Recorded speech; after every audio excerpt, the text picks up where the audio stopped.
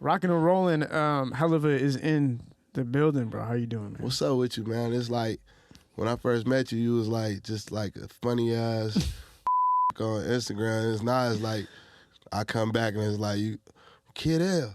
It's Kid L. You don't realize it, bro, but you're one of the reasons that anybody even knows that my name, and on top of that, you know this podcast started because of you, right?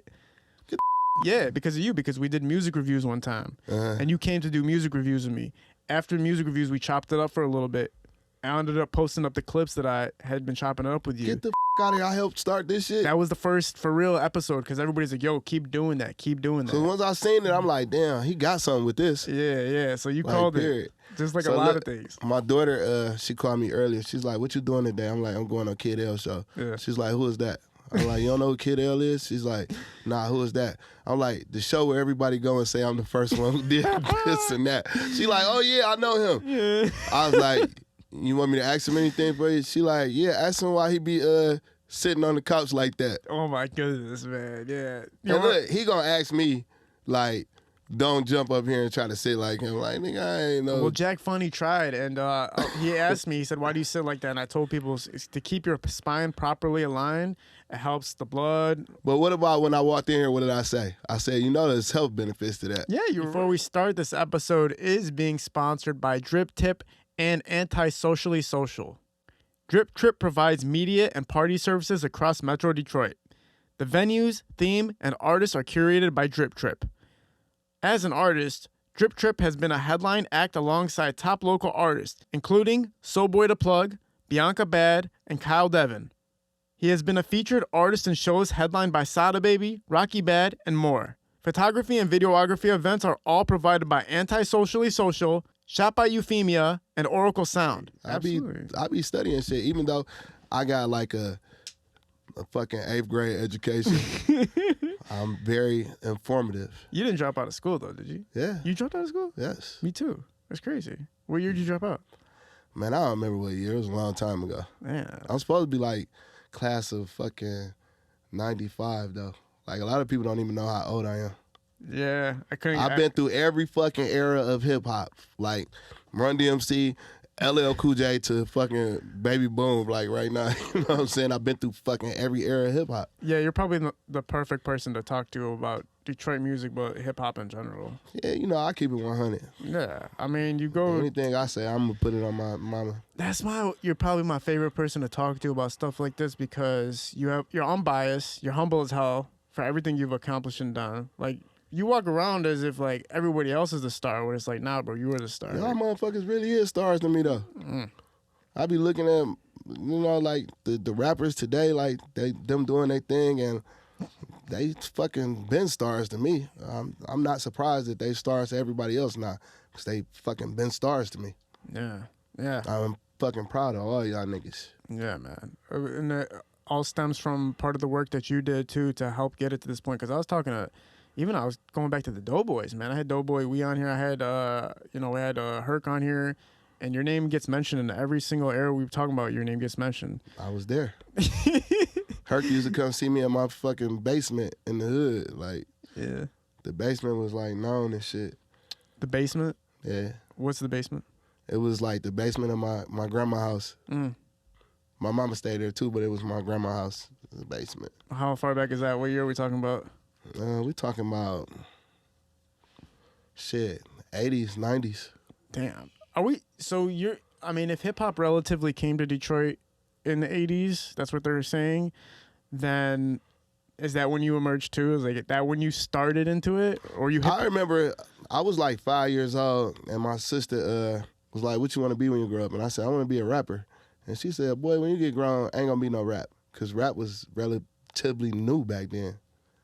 So they didn't even believe that it was like a phase type genre. So like the first rappers that I knew about from like Detroit was like Detroit's Most Wanted, like Awesome Dre, like all them guys back then. Trick was like one of the first. You know what I'm saying?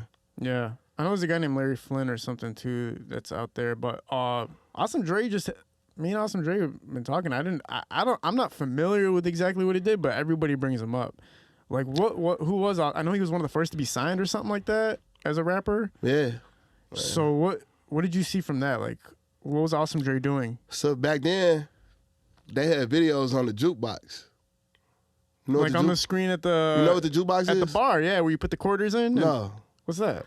Like when you had cable back in the day, it was a channel, 41, you go on the channel, and you could call and order a video, and they'd charge like $1.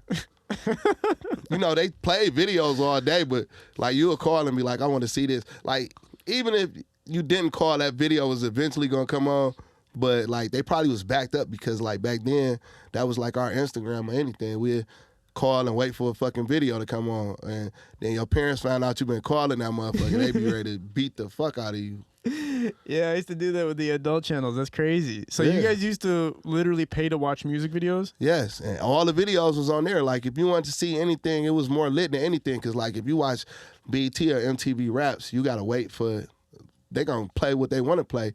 The jukebox was a way of playing. You could basically see what everybody wanted to see, and them dudes had videos on there like back in the day. So that's how, you know, that was like a big thing to us. Like, damn, somebody from Detroit on this bitch. Oh.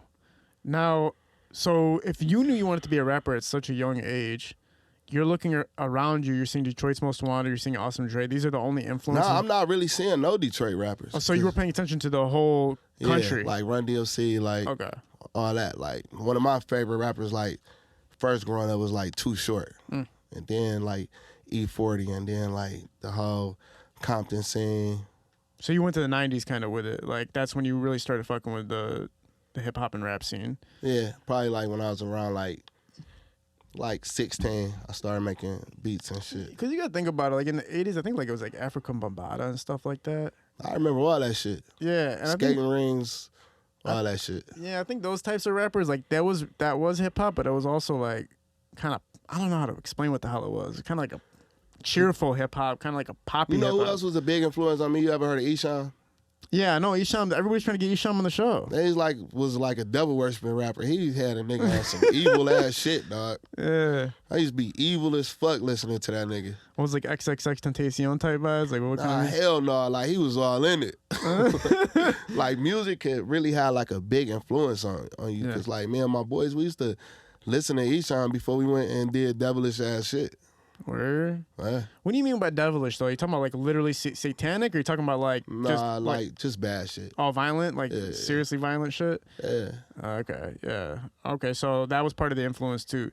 Now when you're walking through the scene on that, what's the first moment that you're actually making a move into Detroit, like into music itself? Like what's the first actual imprint that you tried to make? Probably like City Click Records. What's that? It was like a local record label back in the day.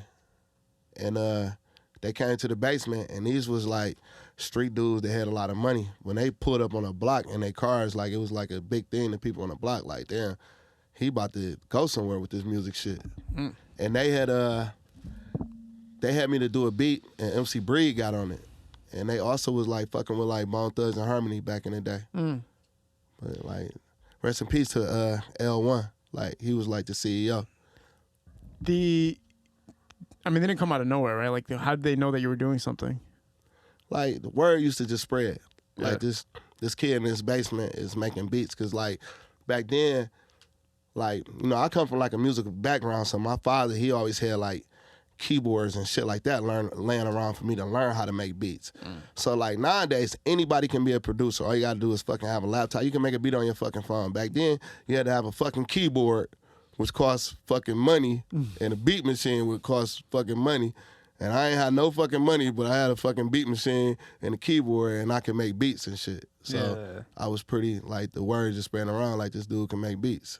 Yeah. And so you had the equipment, too? Like, were you still using your dad's stuff to do that? Or, like... Nah, I had my own shit. Oh, so you bought your own stuff? My baby mama, my boy, he financed, like, a keyboard from, like, the music store. And my baby mother's mother gave us like $300 on that shit. Like we was running around trying to scrape up $300. We was getting turned down like by everybody. Who nowadays be like, yeah, I always knew you could make it. What about that $300 though? You made me have to go to this bitch mama and shit. You know what I'm saying?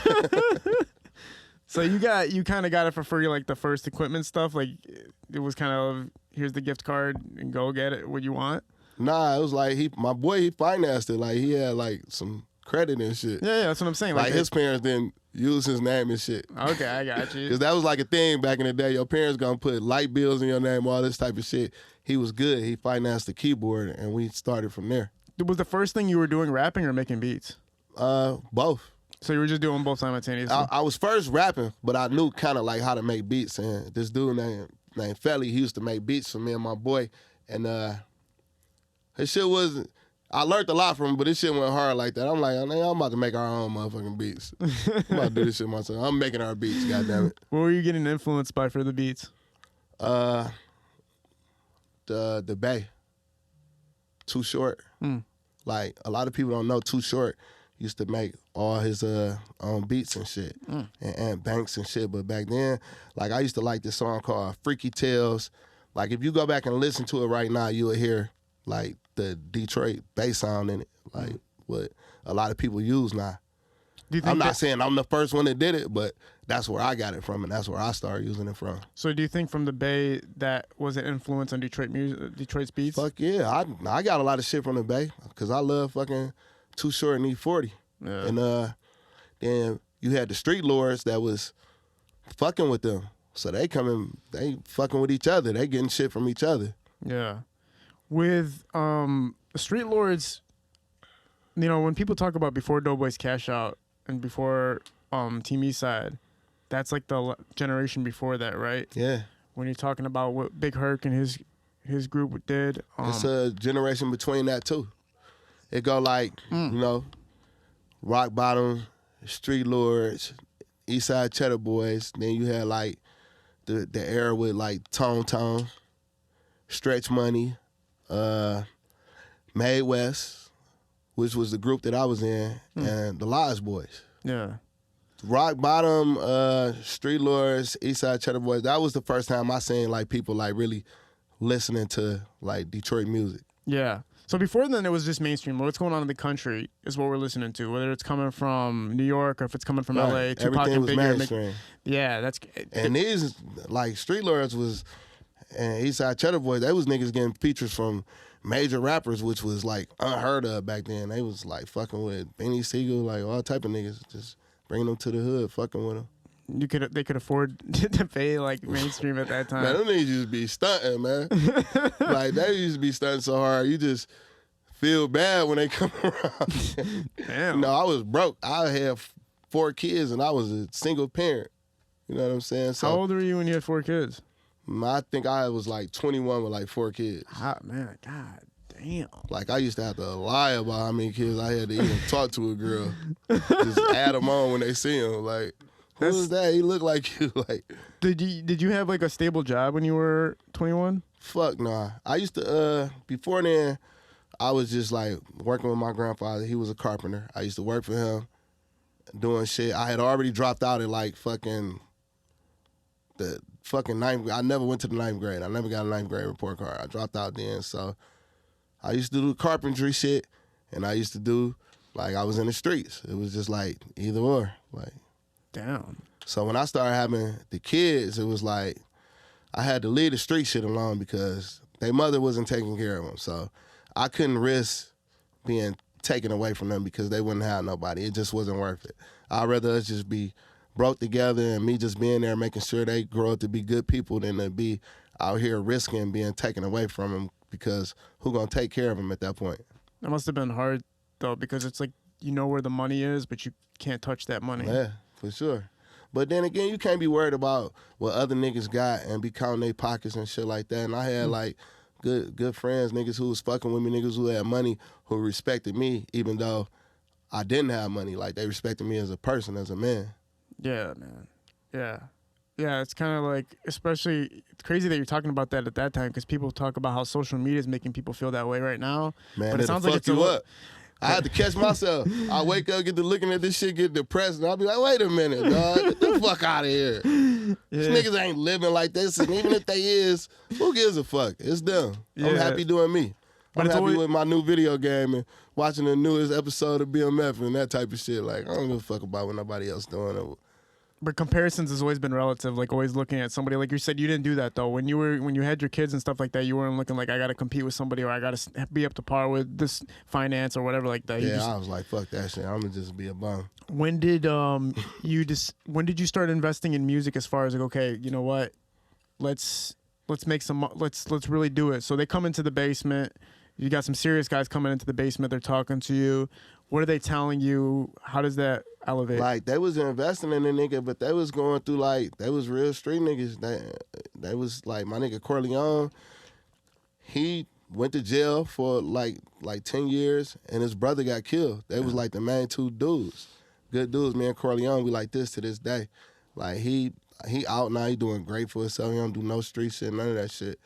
But, like, it was just life. So I'm still in the basement. But this dude named Mike, he came through the basement, he heard me making beats, and he the first person was like, all right, I'm gonna take you and I'm gonna make you a partner in the studio instead of just having me come in and do this and do that. So at that point, I had a studio where I could work at and make beats. My cousin Joe was like, nigga, we about to rap and you gonna record us. I'm like, I don't know how to work this shit. He like, nah, nigga, you better learn how to work this shit. And I learned that shit and I started recording us. So from there, I started recording people, and just me being in the room, me recording you, the music just I got my influence, because like a lot of things I got over a lot of engineers and producers, I could really rap and I could really make songs. So I know how to make shit go, and I know how to talk to people and be like, nah, don't say this, say that. You know what I'm saying? Yeah, composer, is that kind of like... Yeah, so like take money to make money. You remember that Stretch Money? Like when Stretch came to the studio, I already had the beat and the hook. You feel me? I remember you telling me when we talked before that Tee Grizzley with First Day Out, you helped coordinate a lot of how the song played out. There was a whole part. I will say this, like some people like they'd be like, well, he made the Detroit sound. No, can't nobody take that credit. Like we all did this together. But I can say me and Tee Grizzley was the first ones to take the Detroit sound nationwide to the world. Like him with the rap and me with the beats. With the First Day Out being that song. First Day Out put the foot in the door. And when you're saying you and him, are you talking about the Detroit sound as far as, we're talking about somebody like Big Sean, right? Like, do you consider that in the same realm, or like, how do you look at that? Nah, that's like, Big Sean is his own person. Big Sean has like Big Sean style. Like Big Sean and Dave's Love, they was before that, but like Dave's Love got a claim to fame that's like bigger than saying I made the Detroit sound. She made the Dave's Love sound, because that's a sound. I was talking to somebody about that. You got people who sound just like her, like artists, like big artists today, like y'all know y'all sound like her. A lot of artists come on and they talk about how Big Sean and Dej Loaf are different from the Detroit bop or that Detroit sound. Yeah, and Tee Grizzley is the Detroit sound. And you took that to the mainstream. And that's kind of what I always thought too. Because I was like, that's the closest to the Detroit sound that's made it out to that level. For sure. So you and Tee Grizzley definitely made history. And when that time had happened, when you guys had came out with First Day Out, I think that's when everybody felt the spotlight. Like, oh no, we really got something going on. Like anybody in Detroit right now. See, like I was always told, like, as a producer, they like, you here, you never gonna go nowhere. You gotta move to Atlanta. And I used to start believing it down there, because I'm working with all these dudes and they great to me, but they not really going nowhere. I'm just watching dudes like just spend their fucking money. The first ones I seen making some money down there was like, some serious money was like fucking Doughboyz Team Eastside, like niggas paying them for like features and shit like that, but it still wasn't like I used to take they shit to Atlanta with me and play it, and niggas would be like, nah, it's too fast. Like the DJ is like, I kind of like it, but it's too fast. We can't play it in with our stuff. Man. Like they used to tell me like the sound would never make it out of Detroit. I've heard that like multiple times, and I moved to Atlanta for a little while, and I was trying to do the Atlanta beats, and I'd be like, nah, let me do my Detroit beats. I used to then get Uncle Field out of studios. Man, like, get this nigga the fuck out of here. But I had to do my Detroit sound. Like, to me, it was bigger than me just going there and making Atlanta beats and getting on. I wanted to get on doing what I do, because that helps everybody instead of just me. And to me, my whole thing was about helping everybody, because once First Day Out blow up, now you got them looking like, damn, who else in this motherfucker? Now they looking at everybody, and they seeing a nigga like Ray, Vezo, they like, man, these niggas is cold. Like, damn, you got a lot of cold niggas here. It's so crazy that it did bring the spotlight here. Good. Not just fucking music. Oh, he has to change something on camera real quick. We're trying to be sly about it, but Okay, you're good. You're good. We'll take a quick cut. you stayed relevant. You stayed. So me, like, I'm the type of nigga like this. Like, a lot of, like, dudes my age or, like, dudes who came up, they put in a lot of fucking work. So when they see new niggas, they be like, I don't like this shit. And me, I might be like, I don't like it, but I might be like, let me figure out why people like this shit. You know, because the first time I heard fucking Rio, like my nigga Gotti had put me up on him and Y&J. He like, nigga, this is it. And my son had told me about Rio, and I like skimmed through one song. I'm like, I don't see what's going on. Then Peasy, he was locked up. He hit me up like, I want you to do some shit for my nigga Rio. I'm like, all right, I'll do any fucking thing you want me to do because you my baby. I don't give a fuck what it is. I don't give a fuck what he sound like. I'm gonna work with him. So I called Rio. I'm like, what's up? Let's work. He's like, man, I'm on house arrest and shit. And I'm like, man, I don't give a fuck. I'm coming to your house. Like, where you stay at? Yeah. He sent me his address, so I go on this ride to Flint. So I'm like, on my way to Flint, I'm about to listen to this nigga and find out why people like him. So I'm listening on the way there. By the time I got to Flint, I had to be one of the biggest Rio fans. Like, this nigga is got to be one of the best lyricists I ever heard in my life. Man. By the time I drove to, what's that, like a 2-hour drive, I'm big fans of him and RMC Mike. By the time I get there, and we fucking made music in his fucking living room. You've talked to me before about, we talked about BabyTron and how the first time you heard him, it was instant, right? Man, I damn near lost my mind. And then Doughboy, we told me that when he showed you his Doughboyz Cashout tape, you called him before he could even get home saying, like, y'all are fired instantly. So how was it I ain't like them niggas. You didn't like Doughboyz? So he's lying? We ain't lying? He probably don't remember. That was like fucking 20 years He said before I could get to the crib. I probably did call him, but it wasn't on no, like, this is the coldest shit I heard. Okay, shit. All right, so we're getting misinformation. I didn't get it at first. I'm like, So you didn't. So sometimes it doesn't register instantly for you. It's like, nah. it takes some time. It took some time with them. Like, I was being like an old nigga, because, like, Mae West, like, we was like some of the top dogs. So I'm hearing they shit. I'm like, man, these niggas sound like Mac Nichols. Like, I don't know what's going on.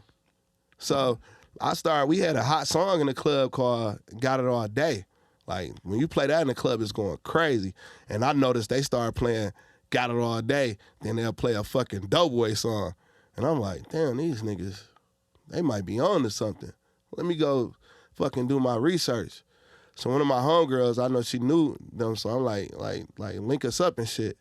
And another thing, I had got a phone from the store, and this was ringtones was big.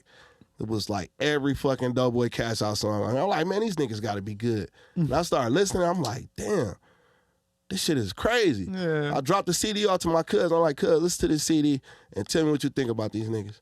And he called back like, cuz, man, these niggas is the fucking truth, cuz. I wanna meet these niggas, you know what I'm saying? Yeah. So those niggas, once I started listening to them, I'm like, biggest fan. I'm putting myself on songs. Like, I'm getting on this song. I don't give a fuck who's on this song. Man. When I started mixing their music, I felt like they mixed, their sound was just like, I couldn't understand how they had all these fans and their music was mixed bad. I'm like, let me mix y'all shit. I forget who I was talking to. I think it was Big Gov, and he said that the same thing kind of happened to him when he was listening to Team Eastside. He was like, man, what the hell? This is Street Lords. Like, that's how he felt about it. Like, we don't really be listening at first. Yeah. Like, I remember I was telling Payroll, I'm like, man, I like y'all shit. Whoever making the beats, keep fucking with him. He's like, I make the beats. I'm like, get the fuck out of here. Yeah. And then I'm like, I just don't like the old nigga singing. Who the fuck uncle is that y'all letting sing on these records? Clay. Tell that nigga not to fucking sing on shit else. He like, man, he actually a young nigga. One of us and shit. So the next day I'm calling this nigga back like, you know what? I like the singing nigga. I like him. I was trying to tell my cousin. I was showing him the Mob, and I was like, you don't like Clay coming in out of nowhere like that? He's like, nah, I don't like Grind to Shine either. I'm like, how, man? And then look, when I first started hearing Team Eastside, it was like, I already had heard about Ray. T-Dot put me up on Ray, and Ray came to see me when he was like 15 years old, and I was like, this nigga is fucking great. phenomenal. I'm talking about he had songs so lyrical, like he be chilling now. I don't want to fast forward. Hold on, he be chilling. I don't think he reached his full potential. Like he toying with niggas like with the ball right now. That nigga's really like a real lyricist and shit. So like me being a Doughboy fan, like I love them niggas, but like them niggas was like young balling on me. Remember, I'm the nigga with 4 kids, a single parent, so I could relate. Just listen, I'm trying to learn how to relate. I be around rich niggas, but when I started listening to like Team Eastside and hearing them, I'm like, oh, these some grimy little niggas like myself. I could really relate to this shit. When you listen to Doughboys, you gonna listen and be like, these niggas been rich forever. They know how to shit on you. Like, man, they professional at shitting on you. Like, broke ass nigga. Like, I'm gonna take your girl. I'm gonna do this. And Team Eastside was more like, damn, these niggas in the trenches. Yeah. Like Webbo, the first one, I don't even think Webbo was 18. He came to me like, I'm a CEO, I got artists, I want to buy some beats from you for like Peasy and shit. But Peasy said he had already been to my studio with, I think with Tee Grizzley, when he was like All-Star Bar Hard T. I didn't know who the fuck he was back then. And Peasy like, you had a gun on your counter and this and that. Like, so I know he was there. Though they were there, you just don't remember because they were at that time. It was probably yeah, yeah. Little kids, man. Yeah, kids. It's hard to tell, but it's funny that 18-year-old CEO running a music label. Yeah. Like, damn, 18 years old, man. What the hell was I doing at 18, man? I don't even. I was working. I was a waiter. No. I was a dishwasher. I was a dishwasher. That's crazy. I was out here bullshitting. Yeah. I had one real job, and that was like at our van, like loading up furniture and shit. I remember my first day, man, these 2 fat ladies came there and they had bought like a mattress, and they told us like, you're not supposed to help nobody and tie their shit on their car because like if it come up, you liable. And I'm like, I'm about to help these bitches and shit. I'm just a helpful person and shit. So I tied a mattress on there. I done tied they fucking doors closed and shit. I'm like, damn, what the fuck do I do now? Man, these fat motherfuckers done climbed in the windows and shit. They was so grateful, like, thanks, we got it. They got in that motherfucker. How did your career conclude with Art Van? What you mean? You said what now? How'd your career conclude with that? Like, did you quit? Did you get fired? Like, nah, look, I actually only got a job there because I was on probation. I had to get a job, and then I had to fucking go to probation so much and do so much bullshit that I lost the job. Damn. What year was this? I mean, how old were you? Put it that way. Probably like 21, 22, because I had probably like 21 because I had the HIDA program. And you got to be like 21 or under to get on that program. Is this relatively the same time you're in the basement? Yeah. Okay, so when you're working out Irvine, you're making music in the basement at the same time. Yeah. It's pretty much happening at the same time. Yeah, because I was wondering, I was like, how and do it's hard to get somebody to watch kids then because it's like, I'll watch one of them. I'll be like, what the fuck good is that going to do me? Man, somebody got to watch all fucking 4 of these motherfuckers so I can go to the store and do something. You guys used to serve pizza, I think, at Irvine, right? You guys, they had pizza out in that motherfucker. Yeah, it's legendary. Every day. Yeah, that shit was so legendary. I forgot all about that. How the fuck you know that, bro? You used to go in there and be fucking eating the pizza. Hell yeah. They eat the plates out. I used to take like 3 and go in the play place thing they used to have, man. I used to love that. And you just go there and act like you wanted furniture or some shit. No, my mom would go there for free food. Oh, yeah. You doing that. No, my parents are from the Middle East, man. Any type of way to get free stuff. They gonna figure it out, huh? Yeah, they figured it out. So y'all go in there, it's like, I used to do that shit with my kids, though, like, we got a party or something, we there. I'd be like, y'all motherfuckers better eat. Yeah, man. Eat. Give me a break. Buffets were the shit. Man, what? Like $10. I still go to buffets. People be looking at me like, you going to Golden Corral and shit. Like, Golden Corral's kind of fire, though. Like, this is what I know. Yeah, they give y'all fucking Benihana it every day. I don't fuck all that. Golden Fuji buffet? Yeah, Fiji. Or Yeah. Fuji, yeah. They have sushi and stuff like that. Yeah.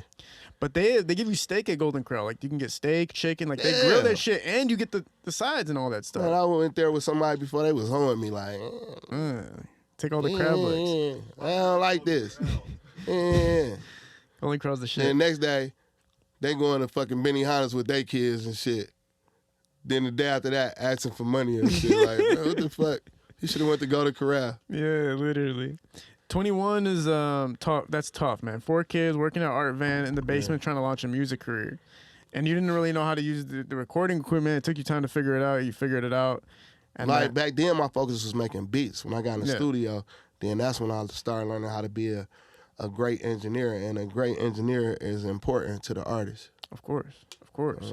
Talk about the progression, the basement. Like, how does it keep moving forward? How does the progression happen? And you're not just a guy who's not going to tell you what to do. You're going to help the artist in the booth.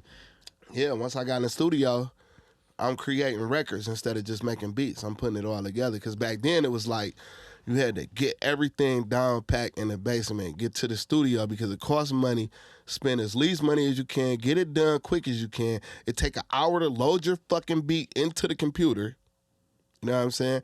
Everybody knows they raps by heart. If you don't know your fucking rap, you might not make it on the song. It ain't like that nowadays. A motherfucker gonna come and be like, let me airdrop this beat to your computer and I'm about to rap. And they be ready to go as soon as they walk in the studio. It wasn't like that back in the day. You had to be ready. So me, having a studio that I could be at, I damn near lived in that motherfucker with my kids and shit. Then that's when I started making the good music happen because I'm able to put whole songs together. Now, is this like mid-90s or early 90s? Like mid-90s, early 2000s. So Rock Bottom is the emerging stars at that point. And like, Man, also, Rock Bottom was so great. I can't even tell you how great they was. Yeah. Like, Big Herk was like the first rapper. I'm like, I can't believe this nigga is this good. And he from Detroit. Motherfucking Bathgate and motherfucking Ride, they like Jay-Z level rappers to me. Oh. And fucking T-Dot, even him, he was young as hell, going crazy with them niggas. Jay Nutty, motherfucking Blackface, they whole squad, like lyricists. From you, you're just sitting there and you're watching them, but you're not working with them yet at this point. Nah, I was like working with them, doing songs. Oh, I so did songs for them, man, Street Lawyers. I did Icewood, I Love You, the Great Lake Ruler for Blade. That's So- my beat. How far into you working in the basement did you get to work to get to working with them? And what was like your first artist that you worked with that was recognizable in the basement? Probably like Rock Bottom. Okay, so let's get to that then. Like, so how do they get here? They just hear about you through the streets. Everybody's talking about you. So remember I was telling you about City Click Records? Yes. So they was like doing records with people like Herk, getting features from Herk. Then that's how I got to know Herk. And then he would come to the basement and hear me. And I guess Herk probably told, don't quote me on this, but Herk probably told Rock about me. So once Rock came up and heard the beats, it was just like, all right, we fucking with you. And back then, them was like real professional niggas. They paying for fucking studio time, mixing and all that shit. Like, they sound was like a good sound. Was there any other producers that were notable to you? Like, you could look around and be like, all right, I see you. AK. AK? Yeah, he did a lot of Street Lord beats. Okay. AK, I learned a lot just being in the studio from him. I learned how to put the songs together and shit like that. So you got Rock Bottom, they going crazy, they lyrical and shit. Then you got Street Lords, they come stunting. Fuck all y'all broke ass. Were you getting paid? Were you getting compensated? Or were you doing it for credit? Yeah, like, shit, I would sell a beat for like $100. That was like a lot to me. Like, $100 ain't what it used to be. You know what I'm saying? $100 is what, like relative to like $250 right now? Probably damn near 300. 300? Oh, 300, 500 right now? Man, $100 ain't shit no more, man. That's you what I'm spend saying. Like, I live by myself. I go to the fucking grocery store and spend $100 a day easy. Yeah. It's getting crazy, bro. Yeah. Like, nigga, I be cooking now and shit. Bro. I be taking a lunch to the studio now. Well, it's better for you, honestly. I'm bad with, it's with that. annoying, though. I spend about $40 a day on food. Man, Some shit like the that. thing that's like low. Like, that's why you so skinny. Bro, that's a lot. $40 a day? What do you buy with fucking $40? That's one meal. I buy salmon, asparagus, potato. Well, I don't reuse stuff. That's my problem. You know how people like save? So $40 gonna feed you for a whole day? Yeah. Wait, that's not enough, bro? Nah, man. Bro, you're crazy. Where the fuck you be eating it? I buy salmon. Oh, you cook it? Yeah, I cook. Okay, yeah, it might work for you. Yeah. Eat in a day. Helluva. What's your day? I might wake up and I work out, then I eat some eggs, some maybe vegan sausage. Then, you know, the middle of the day, I might cook some fish, some vegetables. Then later on in the day, I might get a salmon salad from Legends and shit. Are you pescatarian too? Yeah. Oh yeah, same here. Oh, Everybody was pescatarian today. That's I've crazy. been pescatarian. If I wasn't pescatarian, I'd probably be like 500 pounds by now. I'd be tilting this fucking couch like a seesaw and shit. You'd be way up there. You feel it? I'm like this. I was the same way. I had to cut it down. I was just too crazy.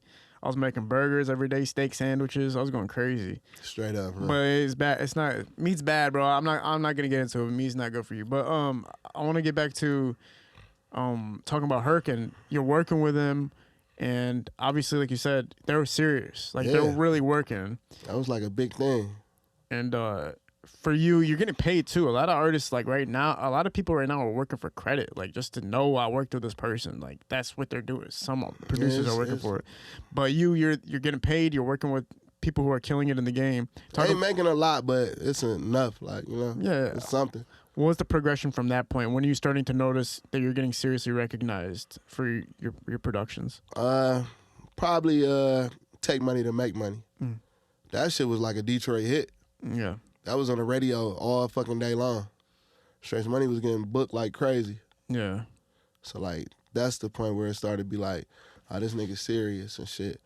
But like Eastside Cheddar Boys, like Wipeout, that was my motherfucking man. So like he came and took a nigga out the basement too. Like to the studio, he had me with him everywhere. So Cheddar Boys and Stretch Money are kind of like your big breaks to get more into the scene and start making a name for yourself. Yeah. Definitely Take Money to Make Money. That shit was like, you remember it? Where was you at when it came out? I mean, I didn't hear about it until way later in my life, bro. For real? Yeah, because when I was young, I didn't even know the underground existed at that time. Oh, okay. Eminem was. What the? I thought Eminem was okay. That's that, and then there's no underground. Hey, is man, like I'm fucking tired of niggas trying to shit on him, man. Everybody that comes on here is 90% like not good news. I'm tired of that shit, man. Give that nigga his credit, man. Eminem is one of the best lyricists ever, period. Wordplay, creativity, all that shit. When I go on Instagram, I be seeing people trying to clown that nigga like, man, stop with that shit. I'm talking about the Eminem, the first, what was that, 3 albums? Yeah, Infinite, Slim Shady, Marshall Mathers. Marshall Mathers and Eminem Show. Marshall Mathers and the Slim Shady EP to me earns enough respect for ever. Yeah. Period. Facts. Super. Yeah, facts. he done made some bullshit. Everybody made some bullshit. The thing is, most people don't come on. People don't know that Eminem though. Well, Infinite and Slim Shady and the Marshall Mathers. Yeah. When people come on here, everybody that is from Detroit that comes on this couch, they don't talk about his music. They just talk about like, yo, where are you? Like, right. Where are you at? Yeah, niggas want some acknowledgement. I just want to see something to say like, damn, I see y'all. Y'all doing cool, whatever. Anything. You gotta like somebody, He posted something that G-Mac did. That was big to me. Yeah, Governor Gresh post. He posted that, which was pretty damn cool. It's interesting. I think a lot of people, like Vezo came on and spoke about it on like some Breakfast Club or something like that, and he's like, where you at? And it's interesting because it's like, I don't know how I look at it. It's like, the best point I ever heard about Eminem not being here is that like he's not just Eminem. Like it's a business. Eminem is a business. It's not just a person. Yeah. You know what I'm saying? Like there's an Eminem corporation. You know what I'm saying? That like they make the decisions of what the best move is. It's not just like he can go just do a song with whoever he wants to do a song with. Well, not even doing a song, just the acknowledgement. Okay. You can just say something. You ain't gotta just do a song. Have you ever exchanged words with him? Nah. I was in a room with him one time because I was fucking with Proof, and I was like damn near starstruck. Really? I think if I had a chance to talk to him, I probably would have like not said nothing. What were you doing in the room with Proof?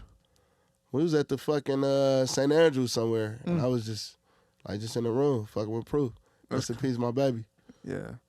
Yeah, that's crazy. So you were close enough, but like you said, it's like it probably wasn't even the time to talk. But I like your perspective though. It's just like acknowledgement. It's not like you owe us anybody anything. It's just acknowledgement. Like just acknowledgement. Just say I see y'all doing something, because it ain't just one person. Like when it was it was just one person, him D12. You know what I'm saying? Now it's like all of us collectively, like the movies, the fucking podcast. You know what I'm saying? You like it's all of us doing something. I see it, but I also see like a side of that's a long way to go. Doing the best, being the best of the best is the only way to get acknowledged from people at that level, I think. Because like, I mean, I know I'm not going to get into it, man. I'm getting too much trouble talking too much. But anyway, Proof's we're talking about D12 and stuff like that. That's relatively 2000s as well, right? Mm-hmm. So at the same time you're dealing with Big Herk, D12 and Eminem are emerging as well, which is very interesting because that's both sides of the scale, right? That's like mainstream and that's underground. Yeah. At the same damn time. Yeah. So were you bouncing between both, or how was it really working? I mostly was like fucking with like more like the street niggas, like the hip hop community. Like they fuck with me a little bit, but not like, you know.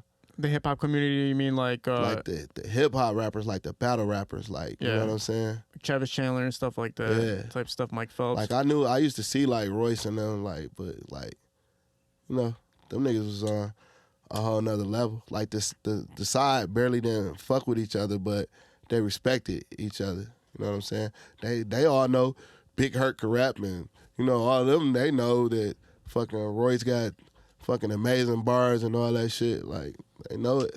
Yeah. When you're sitting there, what's your perspective on everything as far as like, okay, what do I got to get done? What's the end goal? Are you just going like, I want to be the best producer? Are you thinking of a Dr. Dre type mentality? Like, how are you looking at what you wanted to accomplish? When I was in the group Made West, we was like lit. We was lit. But then the producing thing, to me, I've seen like a bigger picture with it. Like I started fucking with Made West because like them was like street niggas from Joy Road. I'm from West Warren. We didn't particularly like to fuck with each other, but it was like one of our OGs used to put us together in situations like we might be in the same spot, rolling or some shit like that. Or so them niggas knew me and they knew I could do music. So, you know, my nigga Tron from Made West is like my brother, one of my best friends. He always like, let's make some music. I used to be like, these niggas ain't serious. They street niggas. They don't really want to do this shit. And one time I was in jail and I had like a fucking phone call and I called that nigga Twan like, look, help me get out this bitch and we gonna get in the studio, we gonna make this fucking CD. And he was like, shit, hell yeah.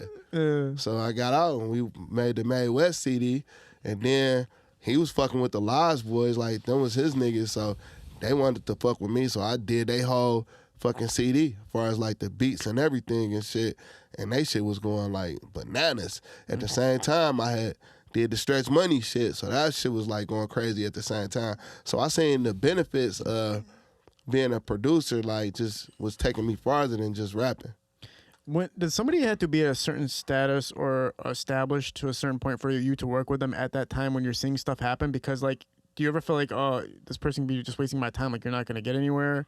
Or how did you look at it? I don't know. I got that problem. Like I just be seeing the best in everybody. Okay. Even to right now, this day, like anybody got the potential to fuck with me, and I got the potential to fuck with them. I just be seeing the best. Like when they come to me, I be like, what can I make out of this? But I had to learn how to like slow that shit down, because like even our family they be calling me like, you know, your little cousin is rapping now.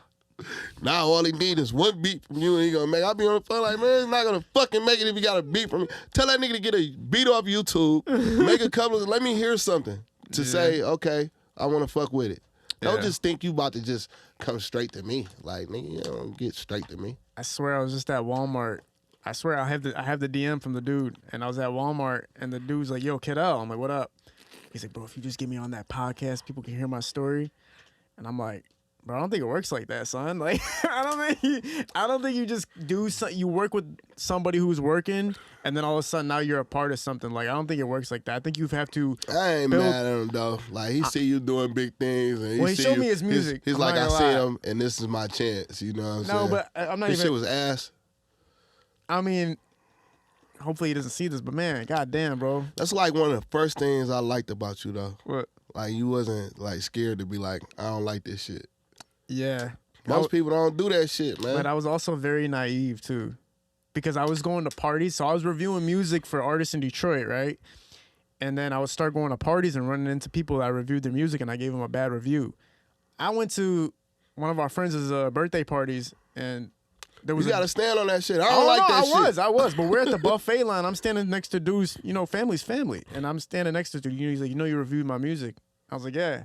He's like, yeah, I was fucked up. And I thought he was joking. And he's like, we'll talk later. Oh, I'm like, I got to lead this party, bro. Like, I do stand on shit, Helly. But at the same time, son, People are strapped. People are crazy. Yeah, for people sure. are drunk. People are. I ended up getting knocked out that night, for real. Like literally, I ended up getting knocked out. So I was like, that's crazy. Yeah, I had to go to the fucking emergency room. So I'm sitting there going like, damn. That's crazy though, but you still do it though. I stopped doing music reviews.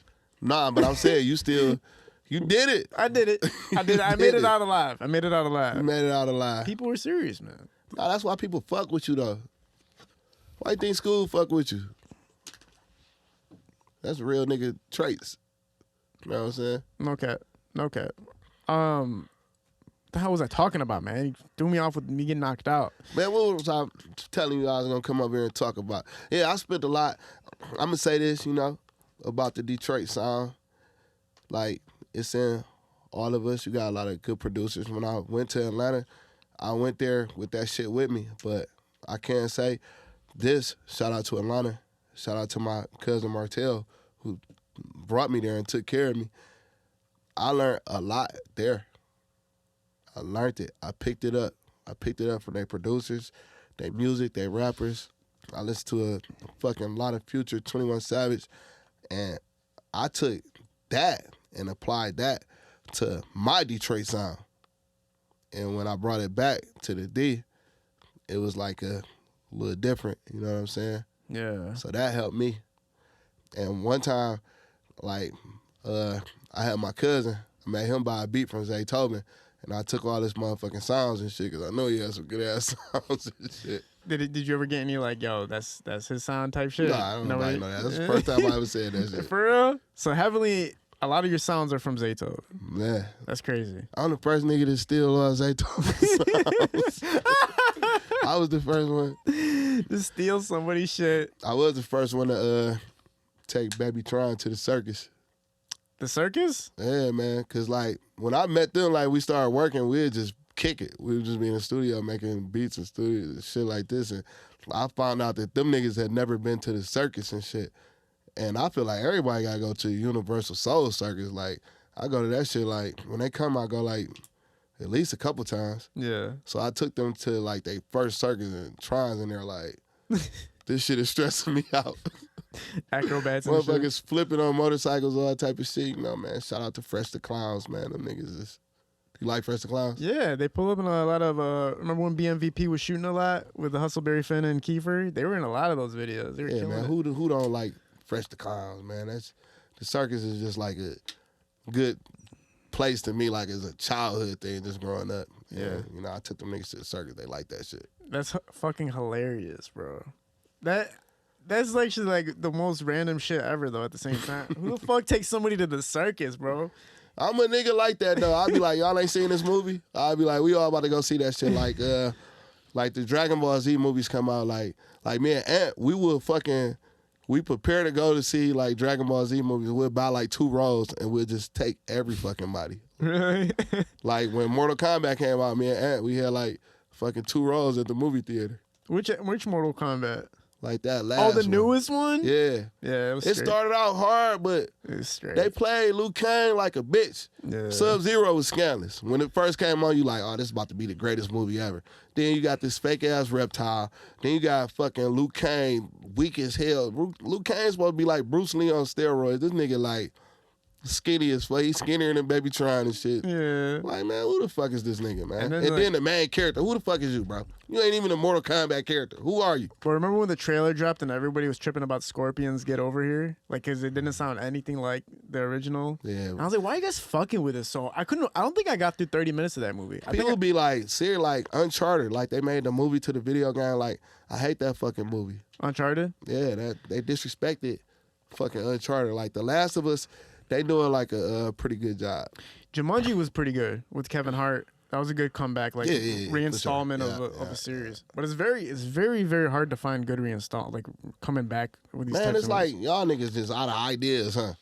Lion King did make me cry. The new one though. That Really? one, yeah, that shit made. I was with my ex-girlfriend. I was crying in that bitch. I was like, when his dad dies, I'm like, man. Movies make me cry. The first Black Panther made me cry every time I see it. Yeah. Like even if I watch it now at the crib, it's gonna make me cry. I've been crying a lot of movies, bro. I choke up like towards the end. I just start choking up. Man, I be even on like good triumphant parts, I choke up. Like a football game, they make that last touchdown and shit. I be like, shit, this shit for real. You feel me? Yeah, man. Yeah, I don't know why I get emotional during movies, bro. Man, me too. Yeah, but like. That's what they're for, right? Yeah, but like at the That same shit time, don't work on everybody. But if somebody like comes in and sees me crying, I'll get mad right. I'll be like, what the fuck? Like, No, you can't let nobody see that look. Man, it's a true story. Like my ex, like we went to see like fucking Avengers and shit. Yeah. And when Iron Man died, I'm in that bitch tearing.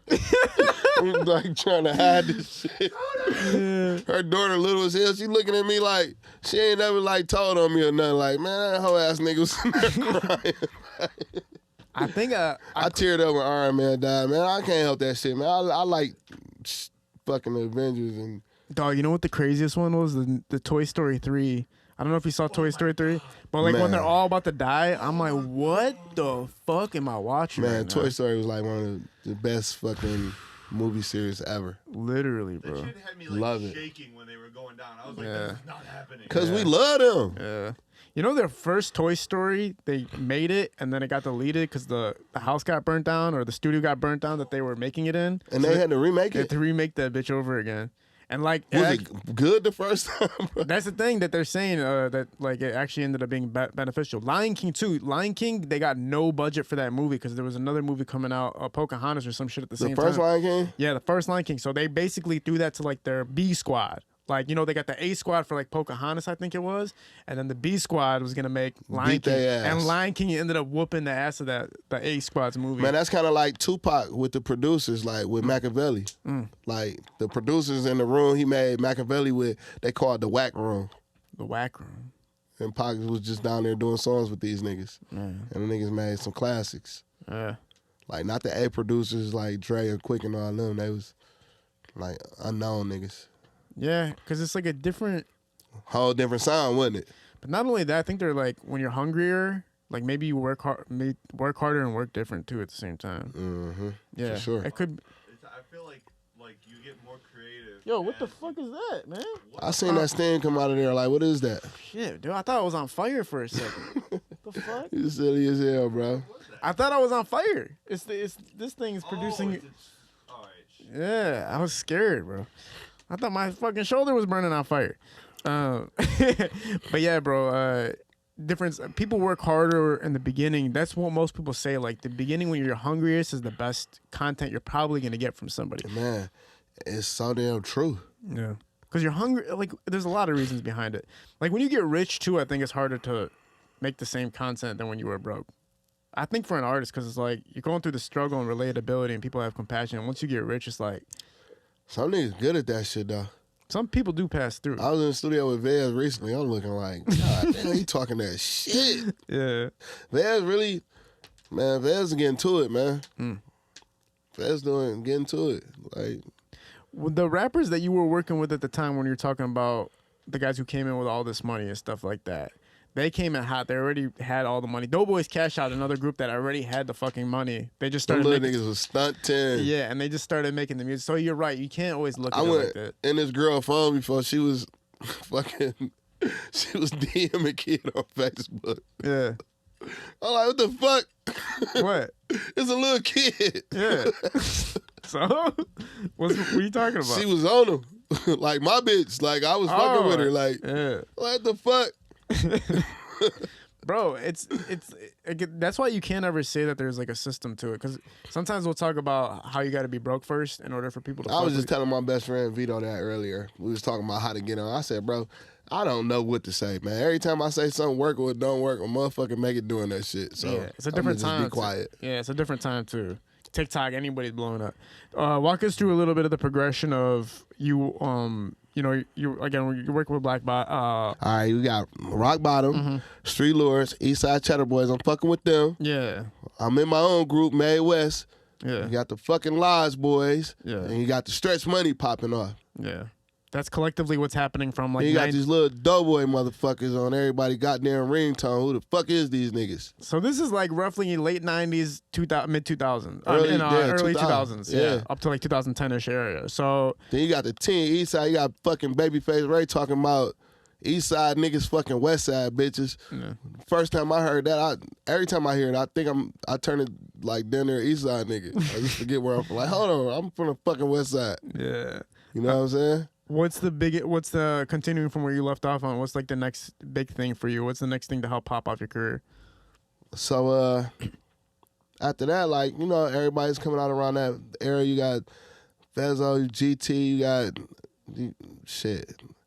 Niggas is just going. I'm working with a lot of people, but it ain't really getting out the D like that. And then I'm back and forth coming from Atlanta to Detroit, still working with people, and I'm still, like, the people at my old studio, United Sounds, like, they kept the studio going. Whenever I came in town, it was just like, bro, when you got to come in town, you got somewhere to work, you good. So I came in town one time, and I'm bad with my phone, but Shanita, who's like a sister to me, she answers the phone, and she like, it's this lady, says her nephew just got out of jail, and he's got a bunch of songs that he made in jail, and he needs beats built around these songs. Can you build some beats around these songs? And I'm like, fuck yeah, that's my profession. That's what I know I could do that. So, you know, Tee Grizzley come to the studio, he's fucking beating on shit and fucking rapping his story. No, he ain't even beating on shit yet. He just rapping the beginning, the first day out, which is cinematic. It sounds like a movie to me. Okay. And so he's rapping this part, then it's all calm. Then all of a sudden he just get to turning up and like 6 mile, brick mile, knock your bitch down. Look. And I'm like, this motherfucker, me and my boys, we don't try to let nobody know how cold we think they is. But after he left, we like, God damn, that nigga's cold as fuck. He gonna blow up in Detroit. You know, that's all we was thinking. Like, shit wasn't going worldwide back then. So, like, the beginning part of the song, which is like the cinematic part, I woke up and at the kitchen table, I worked on the beat on my laptop, and I spent like hours on the beginning. Like, I ain't about to sit up here and like, I made that shit in 5 minutes. The beginning part of the song, I spent hours just making that part just perfect and cinematic so you could feel the story part of it. Yeah. So I told him that I was gonna have the beat done like that day, but all I had was the beginning. So I got the beginning, I go to the studio, he's on the way to the studio, and the turn up part of the beat, I probably made in like fucking 10 minutes. So when he get there, I'm like, I know you're gonna like the beginning of this beat, but when it turn up, I don't know how you're gonna feel about it. So he raps, he's rapping to it, then it turns up, he like, it's perfect. But he goes off beat when it comes to this 6 mile, brick mile part because it's an off bar. Yeah. But for me, just dealing with FL and learning FL from Stuntman Beats, shout out to Stuntman, like the way I make beats in FL, like I just took the whole second half of the beat and scooted it over 1 bar. So it just broke down right there, and then it landed perfectly because he started to take it out the rap. He was like, I'm going to just take that part out. I was like, hell no, that's the best part. It is. So he made the song, and when we went back to the A and like played this for my cousin, he like, I don't know, man. Sound like the rest of that Detroit shit. That's what they said. He didn't know. So I'm like, I knew it was gonna be big in Detroit. I'm like, people in Detroit gonna love this. So we got the video shot with Hustleberry and put it on for Show Mag, and the video dropped. And like the next day, I'm on Instagram and I'm seeing all this shit, people doing all these videos. I'm like, I'm thinking I'm being pranked on my own phone. Like, what is this? Like, man, hell no. All these people cannot be rocking out to this song, man. It's crazy. And Joseph called me from so mad. He said, hell, what's your biggest song? I'm like, I don't know. On the Cloud, Niche in the Shade, fucking Stretch Money, Take Money to Make Money. I don't know. He said, this your biggest song? Yeah. I'm like, yeah, right. He's like, it's almost at 10,000 views. Which back then was like some crazy shit, you know what I'm saying? In a short span of time too, yeah. So the video dropped, Tee Grizzley come to the studio, the next day we go to the mall and people are asking for autographs already. And so it was like, we got to make a hit now. We got to make a hit. So after about a week, like, T a smart nigga. He like, hell, we looking for a hit. We already got one. He like, this is a hit. He knew it. One thing I respect about T is like when he got out of jail, it was like no plan B for him. It was like, I'm going to do this and I'm going to get on. He was so fucking focused. I'm going to drop this song. I'm going to drop this song. And then he had a song called 10K where he's talking about he's going to charge 10K for a verse. He's like, okay, when I drop this song and this song, by the time I get to this song, I'll be charging 10K for a verse. And it was literally just like that. Damn. So strategic as fuck. Yeah, our beat making process is like, the song making process is crazy because like he'll be rapping the song, he'll rap it to me, and I get to work on the melody. He'd be like, okay, that's cool. And I put the drums together. So I'm making the beat as he rapping to it, and he'll be like, all right, make it a little bit quiet at this part. And what he means by that is like, take the kick out and the snare out, like a little breakdown. Like, I know, like, instantly what he means. So he'll be rapping it, and he'll just point to me, and I know to do that. And he'll be like, okay, at this part, make it real, real quiet. So that means he's only wants, like, 2 instruments in there, and then he, like, turn it back up right here, and that means, like, put everything back in there. Yeah.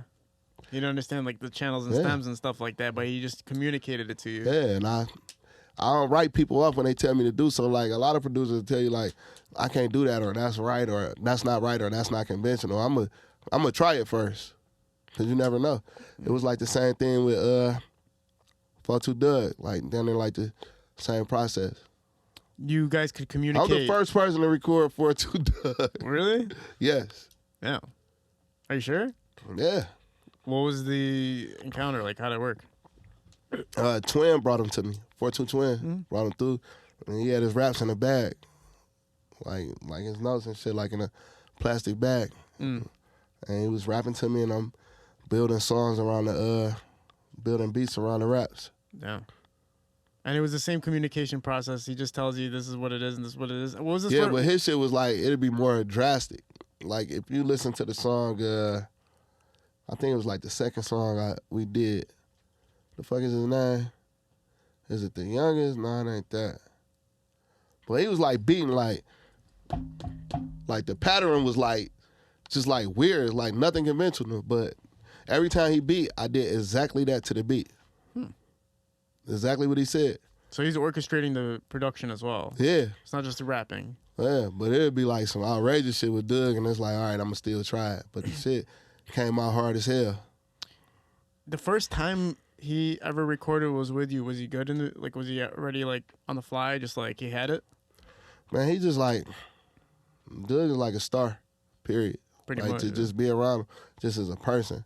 So, yeah, I think he always had it. Like, I always believed in him. Always. Like, I remember I used to call him and be like, Dugg, you got to shoot a video to this. I'll fucking pay for it myself. Like, let's do this. Yeah. Because I believed in him. Yeah. I mean, yeah, he broke out. Straight up. Broke out. Tee Grizzley broke out, too. Man. Pretty much, like. Yo, Gotti called me. He was like, pull up on me.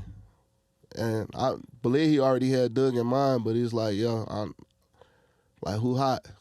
And I just got the name of niggas, you know? And he like, if you had to put it all on one, who would it be? And that was my pick. I'm like, this nigga right here going crazy. I'm showing Gotti videos of him performing at the high schools, and they knowing his song word for word and shit like that.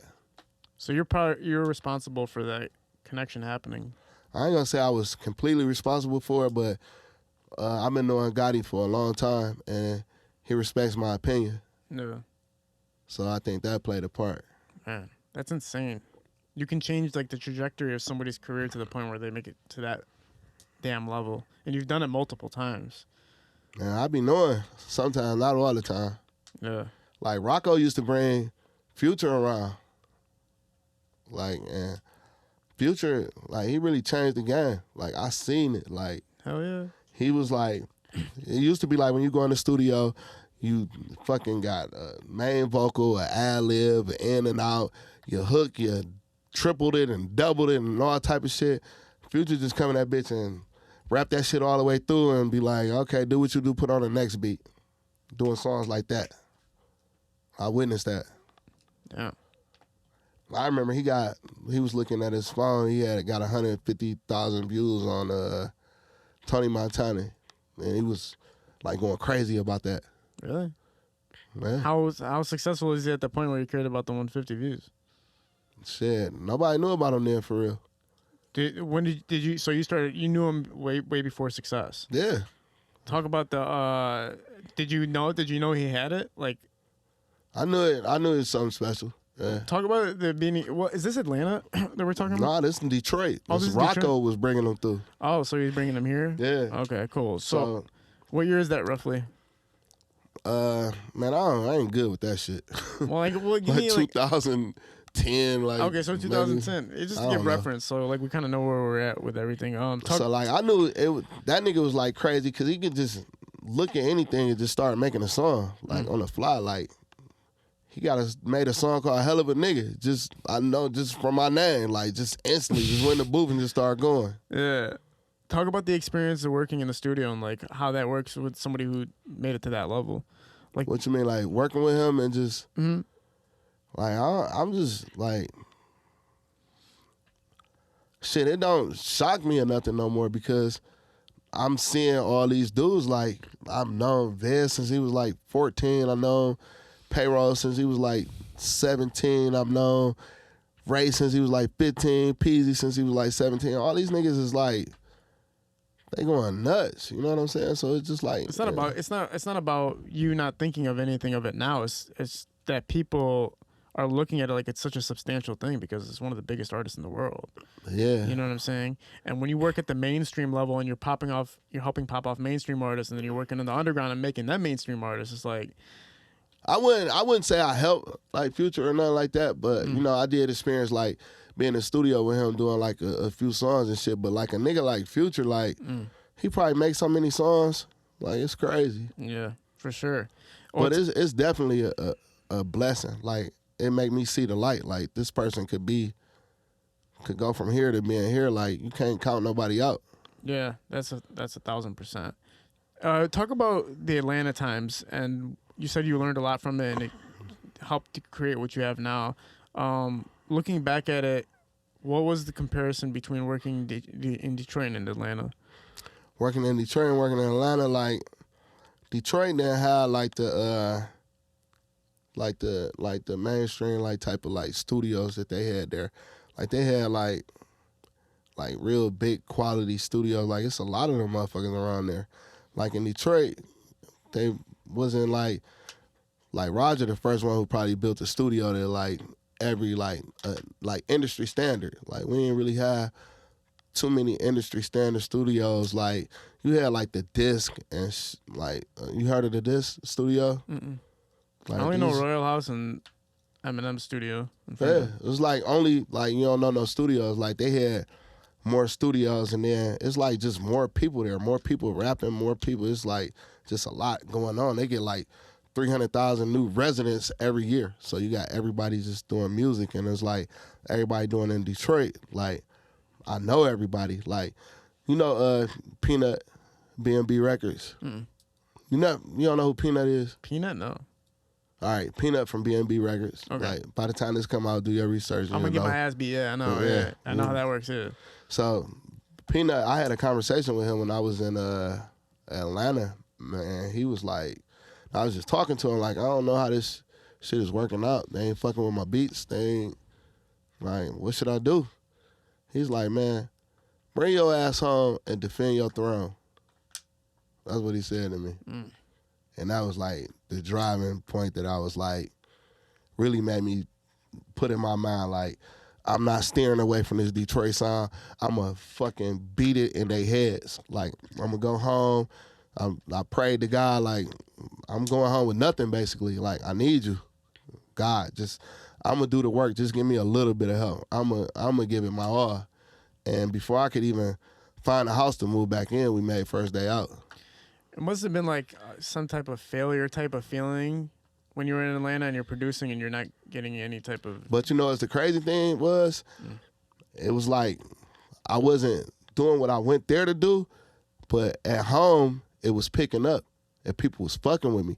and niggas was bubbling. Like you got Going Crazy, you got fucking RJ with Band Gang. Like shit was picking up back home. I had niggas at home buying my beats. Like I used to get Western Unions all the time, so it was kind of picking up at home. You got fucking John Boy, Jose the Plug, Meech. You know what I'm saying? They like all going crazy.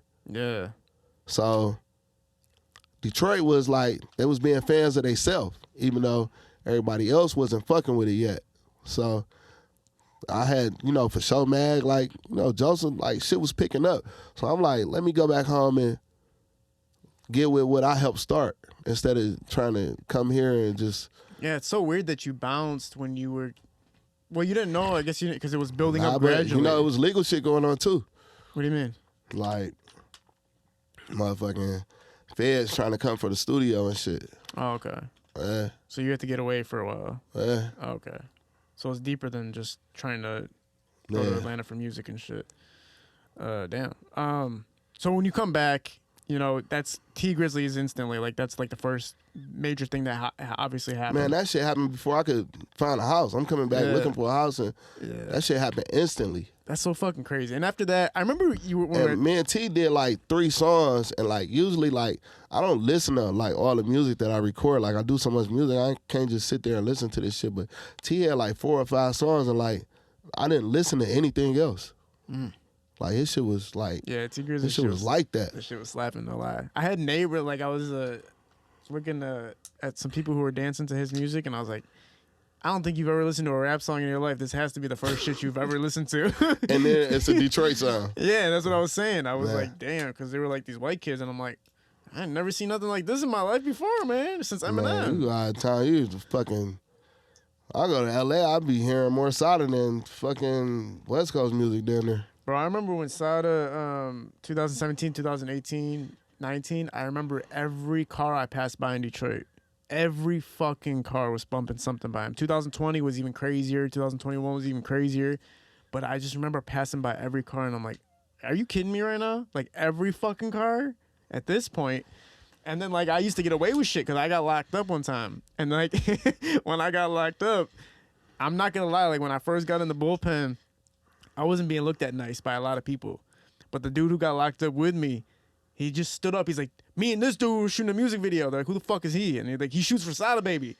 And then after that, it was like, oh, for real? And then, like, everybody was cool with me after that. So I'm like, oh, my God, this motherfucker really made it. Man, I went to fucking jail in November. I can't believe it. I ain't did nothing illegal in forever. I ain't even stealing cable and shit. I'm riding, speeding like I usually do. I get pulled over by fucking state trooper. And I got a gun on me, but my shit is registered legal and shit. My fucking registration expired, and this nigga takes me to jail. I'm like, you bitch ass nigga, bro. You a bitch, bro. Yeah. You a bitch. But I'm in that bitch like, we got masks on in that bitch so nobody know who I am. Like the next day, a nigga like, man, you Helluva, man. Oh, shit. It started from there, motherfuckers rapping for a nigga. Niggas telling all type of fucking lying-ass stories, man. I never seen so many lying-ass niggas. Niggas saying astronomical-ass shit. Like, man, get the fuck out. That shit ain't happen. That was the funniest part is everybody's stories. Like one of the guys stole a bulldozer and they caught him on the highway. That was the funniest story. On the highway? They caught him on the highway with a bulldozer. I'm like, I believe the story up until that part, but I mean, I guess fuck it.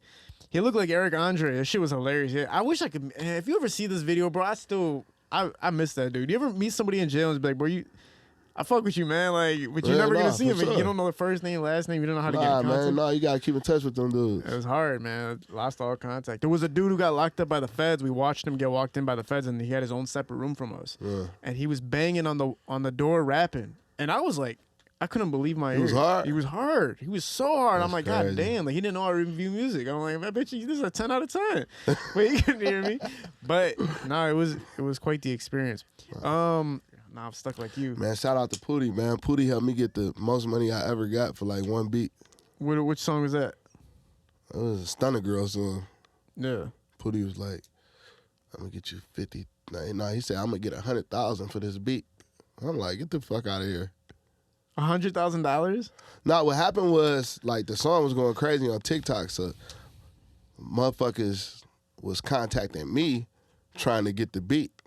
And I noticed something funny because they like, man, we'll pay you whatever you want. And I'm like, I can't just sell you this beat because I did this beat for Pootie. And even though this is like record label people and all type of shit, I'm like, I did this beat for Pootie, so I'm not going to just sell you this fucking beat. And Pootie was like, you know, what you want for the beat? You know what I'm saying? I'm like, nah, I want to own half the song. I want to, like, we'll own it together and we'll split everything together. He's like, all right, cool. I'm going to get this 100,000. I'm like, yeah, right. He called me a week later. He's like, I got him at like 25,000. I'm like, what? Take it. Like, are you crazy? I'm like, nah, they're going to give us 100. He called back like they at 50. I'm like, bro, take it. Like, what are you doing? Mm-hmm. Then he was like, man, I got him at 75. At that point, I'm like, he going to get 100. That's insane. And he got a fucking $100,000 for that shit, and we split it. That's fucking crazy. Like, he kept his word, man. That nigga keep his word. You like, think in history books that has to be like top 1,000 paid for beat? Hell no. How much does a beat go for these days at that like, level? think about somebody like fucking Dr. Dre or Timberland. How much would it be costing them? Dre probably $1 million, some 100,000s, like all that shit. But like me, just a nigga who fucking get $100 for a beat, getting $100,000 for a beat. No, you know that's what I'm insane. My nigga Pootie. That's insane, bro. I talked to a lot of people who got beats from me. I think 50% of my music videos, you produce the beats for a lot of. I need to do more. Nah, you're killing it. I need to get back popping. I want a job though, really, like at a label. Really? Why don't you just start your own label? I want a job at a label first, so I know the ins and out, and then like, cause I feel like that's one thing that the Detroit scene is missing, like an inside man. I want to be that inside man. Like we got everybody fucking with our sound now, but like they ain't like giving us the game for real. Like, but shit, I feel like Gazi, like he done a lot for the city, and he'll give up the game. He'll let you know anything you want to know. But I want to be an inside man first and learn everything, and then it's like you already did so much, bro. Yeah, that's why I'm like, at this point, I can just pick beats. So like, you know, I got producers that be working for me and shit and going crazy and shit. Like these niggas, like my nigga Wayne Grease, that nigga go crazy. You have artists, producers that you kind of contract, right? Like that. Yeah, like Wayne. Yeah. And then I've been fucking with my nigga Bam lately, or even if I'm not contracting them, I'm just like rocking with them and helping out. Yeah. Like say if I was an A&R at a label, I could be like, okay, we're gonna get Ant Beast to do this whole CD, and then that'll help by him just fucking with whoever he fucking with, producers, and then that'll give me the power to be like, okay, we got to get this nigga on Kid L's show, and we got to use Diego for the videos. You know, just bring all this shit home. You know what I'm saying? Yeah. Orchestrate shit. Just put shit together. I've been orchestrating all fucking ready, so yeah. I think it's time for that job. I want to say I got a real job. I want to be able to tell my mom, like, you know, I'm an A&R. You know what I'm saying? At a label. Helluva, man. What the fuck are you talking about? I want a fucking job, bro. My last job was at Art Band, bro. You're Helluva, man. I want a check. A paycheck. I want a salary. I want to be on a salary. Nah, man. That sounds silly. Imagine Helluva punching in. Nah, that sounds so ain't that crazy. silly, bro. That sounds stupid. You're Helluva. Label, bro. You already done A&R. You already know how to do it. Kill it, bro. I'm thinking when yeah, that's when I noticed, like, when I look at the timeline from what I remember, like, the reason I was bringing that up earlier, this is not a hip-hop podcast, because I'm getting tired of motherfuckers. I am really getting tired of motherfuckers. Bro, I'm going to say this, bro. I don't like when people be mad at you. No, you know why people are mad at me? I don't like when they get mad at you. You know why they get mad at me? Because, first of all, I don't give a fuck to say it anymore with the color of my skin. I get that. Fine, fuck that, right. whatever. I've heard you be called a culture vulture. Multiple times. Pirelli. From Belle Isle, 7 Watch what you say about him. That's my boy. He hates. He legitimately hates me. Like he legitimately like we go on. I'm gonna fix that. Well, he wants to interview me. He said I'm gonna interview you. I'm like, all right, I already know what's gonna happen when that happens. I'm gonna fix it, bro. Pirelli, he cool, man. No, Pirelli. He's trying to be like uncle to me, but it's like so like when you talk about like people who like helped like the Detroit sound, the Detroit movement. Pirelli's is fucking huge with that. Fundamental. 7 Mile of Belle Isle. Yeah, for sure. And shout out to City Star Entertainment. A lot of people don't know about Lil J, but he was like the first nigga putting everybody videos on the fucking DVD and like all the Detroit shit. Yeah. Like before it was even really popping like that, my nigga Jay was putting all everybody's shit on the CD. Yeah. Was that before 7 Mile of Belle Isle? It was around the same time, but 7 Mile of Belle Isle, you watching TV to see 7 Mile of Belle Isle. He pulling up to the barbershop with the fucking CDs, with the DVDs, with everybody fucking videos on them bitches. So to make it to his DVD was like a stepping stone for you. To make it on 7 Mile of Belle Isle was like a huge stepping stone, but like your aim was to like get on his fucking DVD. Yeah, man. Yeah, no, I can see that. It's like a mini MTV, like Detroit's MTV. Exactly. Which is really cool. No, I have man, go watch the fucking jukebox. Do your research on the fucking jukebox. Now here, see, you know why I'm bringing this up is because you said that. Do your research. Now here's the thing about that. Fuck that shit. And you know why? Because I'm not saying you got to know all that shit to be legit. You already legit. That's my problem is that everybody expects me to know everything. And like motherfucker. Hell no, he can't know everything. He young as fuck. Just teach him or tell him about it. He's not going to know everything. But it doesn't, but here's my thing. It doesn't really matter. That's the problem. Because you can know history, but somebody, like look at this way. But you know, I tell you like shit like respectfully just so you'll know it and be like, damn, that is true. You know what I'm saying? No. I get you. But sometimes the part that trips me up is somebody will come on here and say one thing.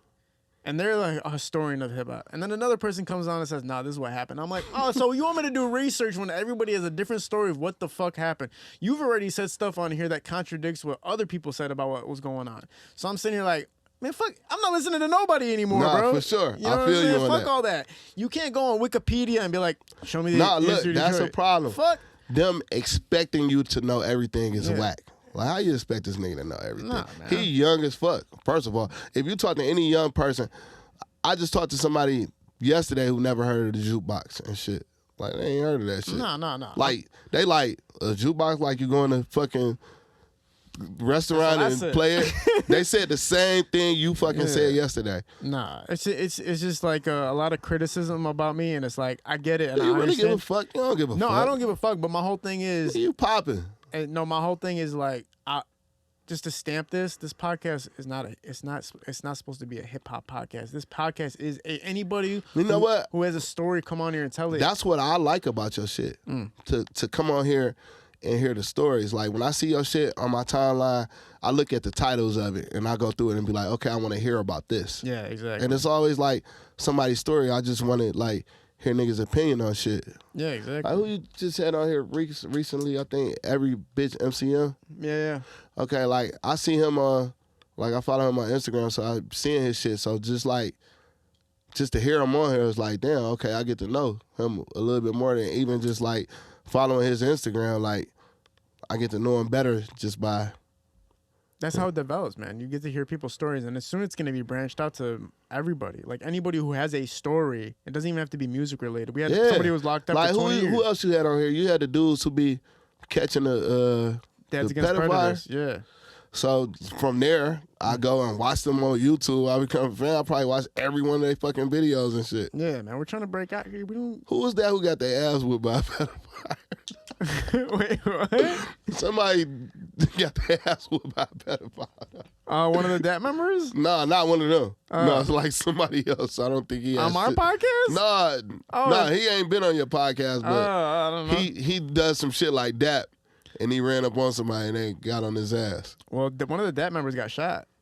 Damn. And when they were trying to stop somebody, he literally got shot. So they ain't doing it no more. One of them, I can't talk about it, but... All right, we ain't even gonna go there. Yeah, we can't talk about it. It's about how back into the Helluva bag. All right. Yeah, yeah, but look, you gotta look at it. Like, this is the way I look at it right now. The scene, like, you contributed, obviously, everybody fucking knows you contributed, how much you did for the game, but you've been in it longer than everybody. When RJ came on and said that he, when RJ said that he started the scene, there was a lot of comments about you in it. There was a lot of comments about I ain't feel no type of way about it. I knew some niggas who was like, man, what the fuck is wrong with RJ? They was going crazy.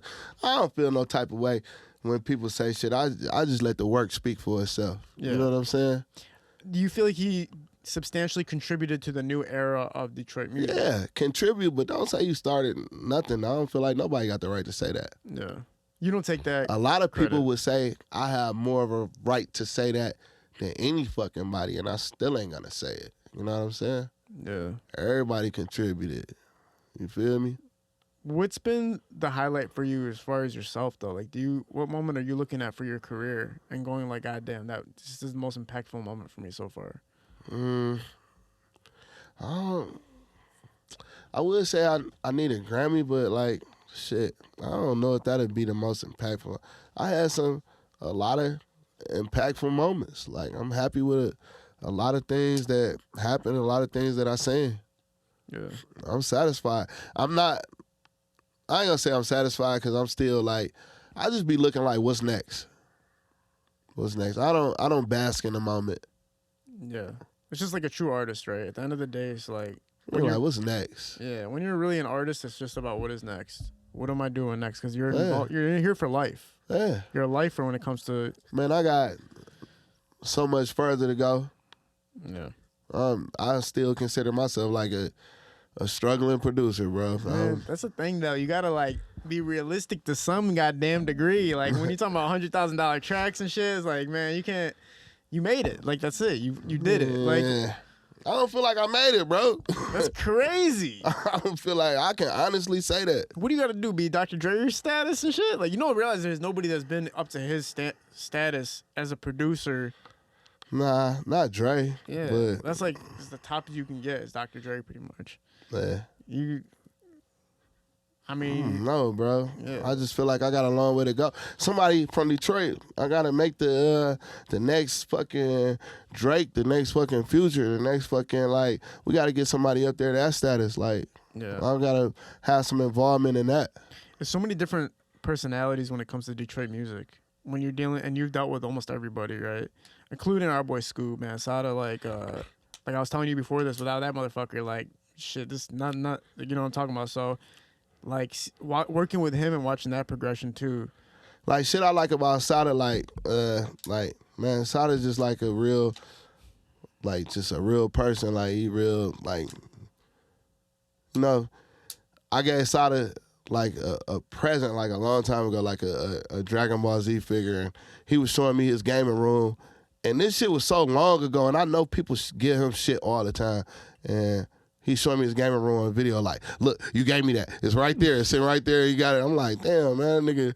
Like, he remember every fucking thing. Like, he, like, takes shit to heart, like, if it means something to him. Yeah, no, that's the interesting part, too, is you remember when Dragon Ball Z was getting really popular in Detroit music because of you guys, like, bringing it up? Because I felt like it was sheltered for a long time. I'm the first nigga that... For real, though. Because, like, even when Scoob and FMDZ made that whole tape about, you know, the Dragon Ball Z thing, it's like, I felt like some people were like, yo, that's lame, but really low-key, I've been wanting... back then, we been on, like, it's so big now, but we been on that shit. But then, like, people try to push it away, like, nah, you can't... But now it's so acceptable, like, no, yeah, like, I've been on it when they was saying it was lame. Like, I ain't gonna say the first nigga that was, you know what I'm saying, I'm the first nigga was watching Dragon Ball Z. Nah, but, like out of me and Anna and all of us, I'm the first nigga with the collectibles and shit. What are you talking about, man? Like the figures and shit. Me and AJ was having a war at one point. Like, and Ant just be going all out. He won. Nah, I was just like, bro, I quit. I've been quit. Just collecting the figures and comparing them to each other. Yeah. Well, you got, man, who is blowing you up, man? Nah, man, this shit is like all the time. Is this how it is? How much time do you got, Ellie? I'll stay here forever. I'll spend the night in this bitch. All right, Am I backing away from it? My fault. Oh, okay. Right. So look, bro, did you always would you think that I had 3 grandkids and shit? Nah. Yeah, 3 grandkids. I thought you were 37. For real. Yeah. Probably like anywhere from 35, 37. Something That's that. Almost 10 years younger than what I am. So you're almost in 50? I'm fucking, Damn. Yeah, you sold it. Good shit.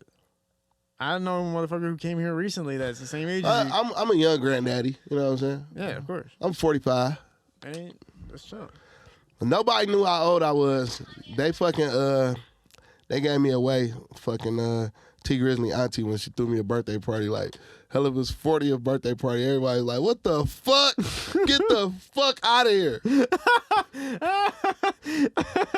After then, I just started embracing it. No, but you're lucky because you can mix in the crowds. Think about it. When we were at the BabyTron shoot and you were there, it's like, it wasn't the old dude at the party type shit. It was like, Helly's here. No. Like, what the fuck? But if some other motherfucker, I'm not going to say names, but if some other OGs came in, I was like, damn, what the fuck is this old ass motherfucker doing here type shit? Like, oh, everybody say I'm a big kid, though.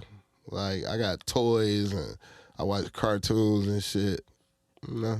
Nah, shit's fire. So, like, it was like my young teenage years in adulthood, I was fucking raising kids. My kid's mother, she did like 8 years in the Fed joint. Like, no. Like this shit is serious. Like, I literally got custody of my kids, like, on paper. And, like, you know, my father, my oldest daughter was with him a lot. But, you know, I took care of my kids. Like, that was my thing. And, like, when you're doing it so young, it probably transcended, like, carrying on the things from when you're young to when you get older. Like, some people feel like they have to let go of those things, but you didn't, because, like, you didn't get to fully experience everything you probably should have. Because you have to grow exactly. you have to grow up so fast. Yeah. So it was like I'm doing things that I wanted to do in my later years and shit. But like I still just like fuck with kids, period. Like I felt that way too when it came to like fucking bitches, because I felt like I dated when I was really young and I got locked in for like 8 years almost. So that's what I'm basically trying to say. I had these kids, I'm locked in a relationship. Like after that, I went through like a wild stage, like just wild. What do you mean wild? Just wild, just going fucking crazy. Yeah, that's what I'm saying. Because like for me, it was like I'm locked down for my first girl I ever got with was my girlfriend for 8 years, so I didn't get to experience none of that high school. Oh, I'm in love with you shit. It was that 8 years, and then I come out, you know, free man, and like all these bitches are just here. I'm like, what's happening? I'm going crazy. I'm like, what's happening? There's this Instagram, you just DM and it works, and it's like, all right, bet. So like now I'm caught up in it because I'm all like, I didn't get to have this when I was 21, so now I gotta have it now. The only problem is I got gray hairs, so these younger bitches are like, I don't know about all that. You know what I'm saying? So they're like, how old are you? Young with that shit though. Yeah, but that's the thing. I'm trying to fuck these college girls. Man, you cap when it comes to that, bro. You hitting shit. No, not bro. college, because like I'm telling you, it's the gray hairs and shit. And plus, they like, don't give a fuck about that. I'm too mature. Listen, man, for them. Young girls like older dudes, mature dudes. They like that shit. No, but it's like I'm too mature for them too. But it's like I still want it. Like I never got to have that. Man, you hotter to them than a nigga they age, bro. You tripping, bro. No, you're wrong. Capping, man. bro. It's a different time, bro. Nah, like the first time we talked about this shit, I'm like, okay, he might not be capping. He might not be hitting shit, tearing shit down like that. No, like my age range is like 26 to like 35. So what you want? Fucking 21? I never got the I mean, me and my girl were 21 both at the same time, but I never got that like high school. Yeah, I never got that like, college, like, oh shit, summer break type shit. And like, you didn't get that either? Nah. I wonder what it's like. Like, it's like. Nah, look, I was on fucking Lando shit, and Lando asked me like, do you think if a female, she had like 4 kids, is she finished? Like, is it over with for them? Yeah. And they a certain age. I'm like, nigga, no, because nigga, I had 4 kids. I was that shit. You know nah, there's a difference between a guy having 4 kids and a girl having 4 kids. Like, she had 4 kids, man. My ex had 4 kids, dog. There's nothing wrong with them. It's just like she is a phenomenal person. You know what I'm saying? Yeah, there's nothing wrong with it. Respectable, but I don't know, man. It's like you could damn near be finished. Man, no, like you finished. Like I thought about it, like bro, I was in that situation, so I don't judge people like that. But I don't know. From your perspective, what do you think? I mean, I would never date a girl that has kids because I ain't trying to raise nobody else's kids. That's number one. Number two, damn, you must be taxed out down there because like 4 kids, goddamn, unless you had C-sections or something. Like, I'm at a time where I think when I turn 35, I'm gonna date a girl that's like 26. That's my plan, like type shit. But I mean, she's gonna be like out of college or some shit like that. I can't do nobody who had kids. Man, what's up with the old lady you was kissing? What was up with that, though? Yeah, there's a lot. Because I was looking like, bro, you let this nigga do this to your grandma. He got mad, too, because, like, people were really into him. All right, back on that. We can't put any of that shit on there. I love Primo. Primo's another cat that's coming up. Danny G's another cat that's coming up. Man, them niggas hard as fuck. Yeah. Goddamn.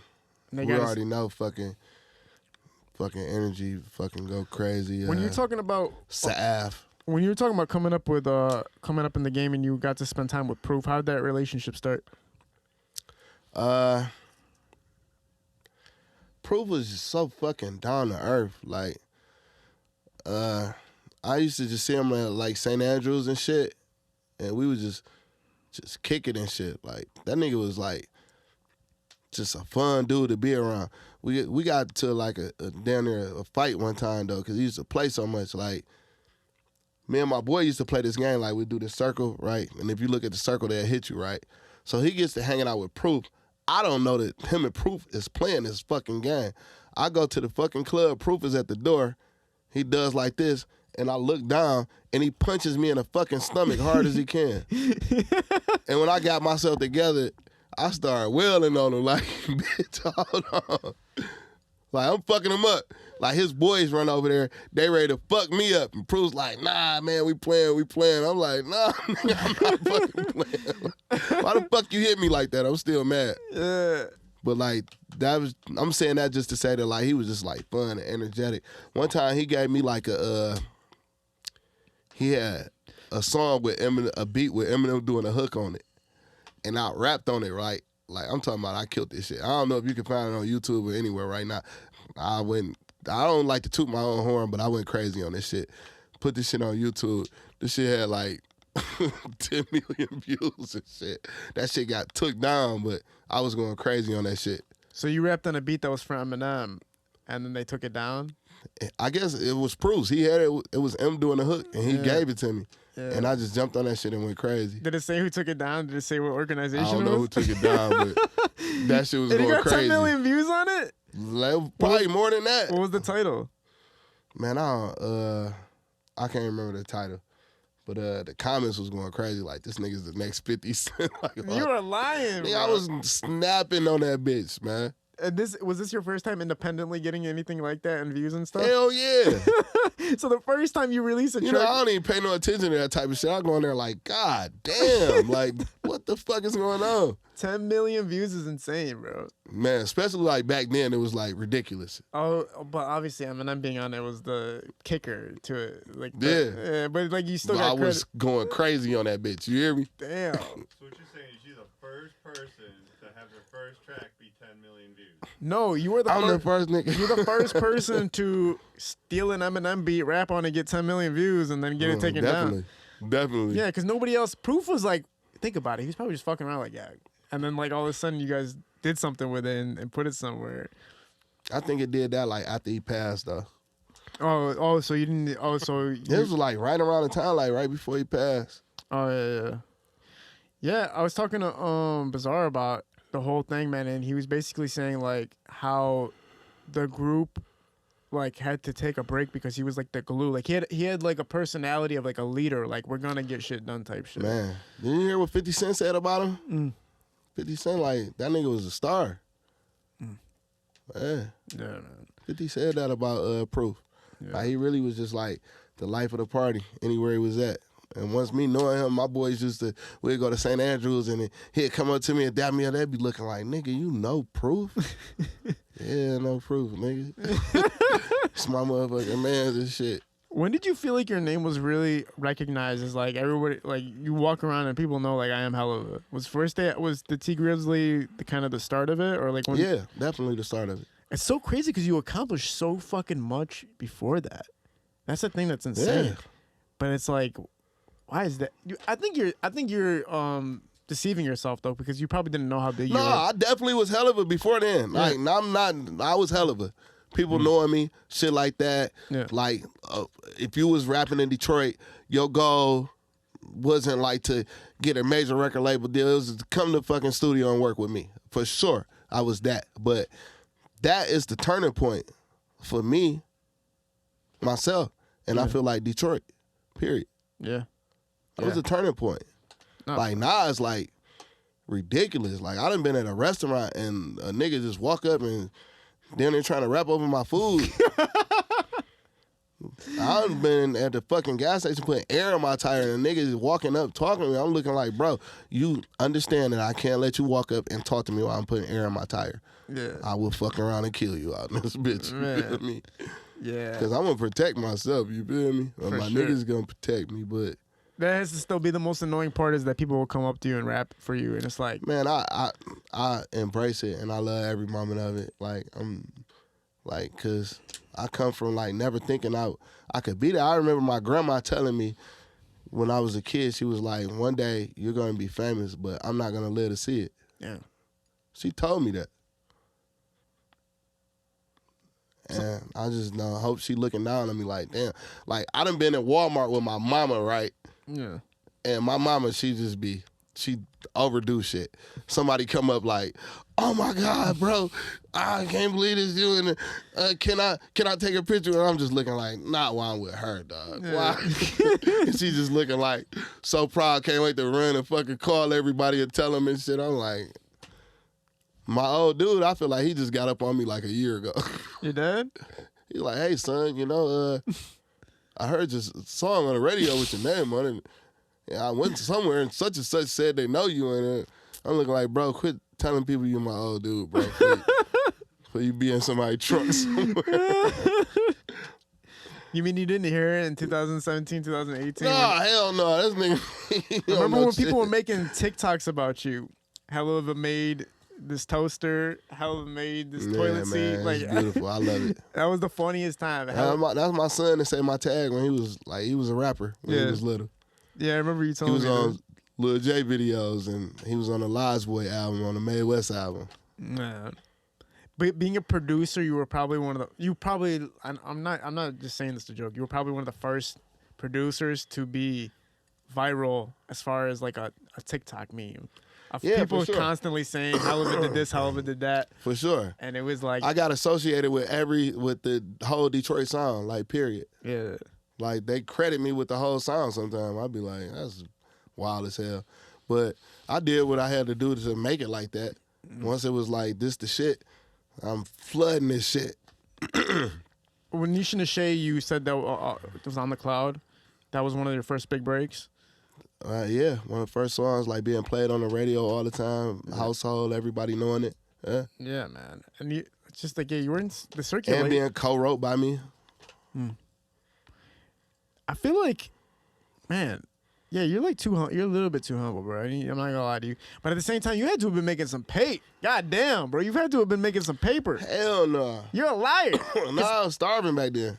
No, but now. Like, I mean, not just like, now. You talking about now? No, not even just talking about now. I'm talking about, like, you had to have been making pay for something like 2010 till now because it's like, because I remember when I talked to you about First Day Out, you're like, I was broke before that. But, like, how the fuck were you broke before First Day Out if you were doing all this shit already? I ain't gonna say broke.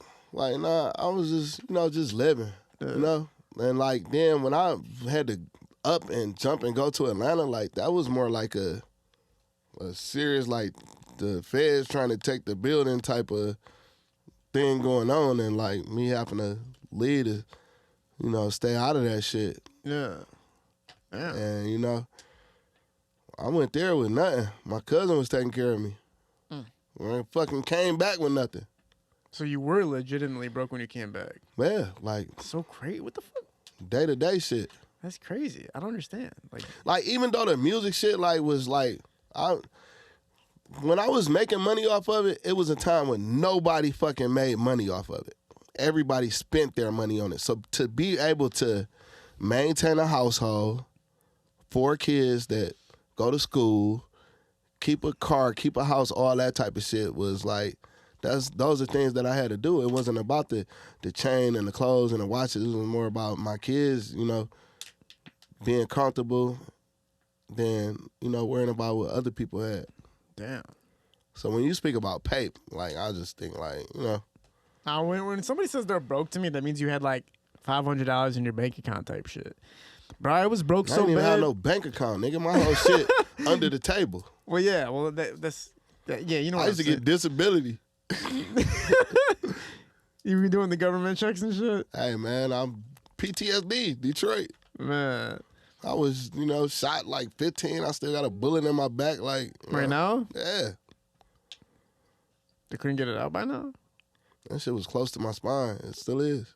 The person who was it a misfire or was it like somebody was actually targeting you? Nah. Skit, bro. Yeah, man.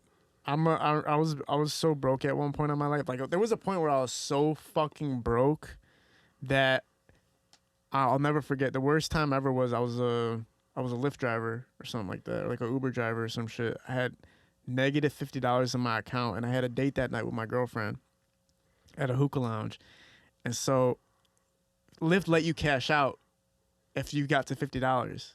So I drove, got my 50. I drove, got another 25 because I knew hookah was gonna cost me at least $20.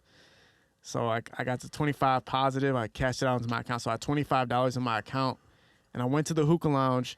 It was me, her girlfriend, and all her girlfriend's friends. All her friends are there with us. You pulled it off? I get there with $25. I get there and it's time to cash out. Now this is her uncle's hookah lounge too, so I'm meeting her uncle for the first time. So I'm like, all right, let me pay for this hookah real quick. He's like, all right, total's $26. I swear to God. I'm standing there, I had $25 in my bank account. And you know, they be wanting to fucking tip and all type of shit. Yeah, and you have to tip, so I don't want to embarrass her. So it's 26. Man, I remember like he rang my card and he's like, it's not going through. I didn't have overdraft. So I kept not going through. I'm like, what the fuck am I about to do right now, bro? Like, this is the most, her friends are watching. The uncle's in front of me seeing I'm broke. I was like, yeah, bro, the way my card works, like if you just change the number like one up or one down, it will work. So he changed it to 25, luckily, instead of 27. And that bitch went through. And that's when I was like a turning point in my life where I was like, I can't be this fucking broke, bro. I can't be this. Nah, that was God, though. That was God, dog. I was that fucking broke, bro. I was so fucking, I had nothing. I don't even want to tell you how broke I was, bro, one day. Where? It's like, took my kids to the fucking fireworks. I probably ain't had hardly no gas in my car, enough to make it there, make it back home. And I had two of my kids. Like, me eating I'm not even thinking about it. It's not even an option. But they was hungry. And I had enough for one hot dog. And I bought it and broke it in half and gave it to them. And the lady selling the hot dogs gave me another hot dog. I wish I could find her right now. I might buy her a fucking hot dog truck. Sharing the hot dog. That's like, damn. Like, when you get your first piece of money that you can actually feel comfortable with, that's the life-changing moment where, like, all right, I can relax for a second. Like, I don't got to think about. First time I got my first music check, the first thing I did was paid off my brother's tickets. Like parking tickets and shit? Like, just whatever the fuck that was. So the first thing you did with your money was you helped your brother out? Yeah. This shit was some racks. I would have been thinking about myself still. If I'm like just getting my money, I would be still thinking about myself. But you know, I'm still selling beats and all that type of shit. So I'm not, you're talking about your music check. So you had money, but you're talking about the actual check. Do you remember what your first check was? Do I remember when? No, what it was, like how much it was. Just like 120, some shit like that. $120,000? What? Yeah, man. $120,000? Yeah. Your first rap check was $120,000? Yeah. Damn. Of course you did that then. Yeah, what the fuck? When was that? Come on, man. Just tell me, man. Fuck this. I was like 17. 2017? Yeah. It's been all downhill since then. Fuck out of here, man. Bro, $120,000, man. You understand, like, the motherfuckers are out here, like, you know, it's crazy. It's just crazy. Man, you gotta be consistent and grind and, like, man, just try to stay out the bullshit. Don't pick sides and all that shit. Yeah. Like, you here to do a job. That's true. I remember one time when Sada Baby and John Boy they got in, like, a beef, like, for a little while. And I made a post. And I was fucking with Scoop heavy at that time because the motherfucker got me out of nothing, like, type shit where he helped me out. And then I made a post. I said, yo, man, anybody who has a beef from Dan John Boy, I'm not shooting your music video for you. Bro, my DMs got flooded with people trying to kill me. Like, they were like, yo, take that shit down. We know where you live. Somebody sent my address. I'm like, You man. posted that? Yeah, I didn't know any better at the time because I thought, I'm looking at this shit like It's one thing to do it, but to post it? Yeah, that's how I was. I was stupid. Bro, by you posting that, you basically turned yourself into like a gangbanger at that moment. The first person who hit me up was Boki. He's like to me, yo, bro, you don't realize what you're doing right now. I'm like, what? He's like, you are turning on the side. He's like, people are going to hurt you now. I'm like, all right, bet. Nah. I didn't realize Detroit. See, that's why, I got through. Nah, that shit is serious, man. No, yeah. When I was coming up from 2017, because I started in 2017. Actually, I started in 2012, but 2017 is when I came to the underground. Like, where shit was actually happening was 2017. And I remember I was so naive. I think that's how I actually ended up getting through the scene, because I was too naive. Like, bro, I was in the trap shooting music videos, like, by myself with nothing. Just like, I had a video camera. Like, I would walk outside, go to my car by myself in the middle of the night. I was doing this for like weeks and weeks and weeks and weeks, and getting arrested, getting my ass beat, like all this stuff. But I think that's why I got through, is because I was so stupid. One thing I can say about, and I can say to the whole Detroit, and what I respect y'all about Detroit, what I'm saying to y'all is, I respect them for not putting me in the middle of shit. Like, when people are at odds, they don't be like, if you fuck with them, we not fucking with you. Or if you fuck with this person. Like, they respect me because I'd be straight up like, bro, look, I'm not even, these people aren't going to even talk about you around me, but, like, this is what it is. Yeah. And they respect me, and I don't pick sides. Like, I ain't, like, some niggas I just, I fuck with, like, they my boys and shit. Like, it be bigger than rap with niggas. Like going to the circus with Tron and them. Like, it's like a different type of bond. Yeah.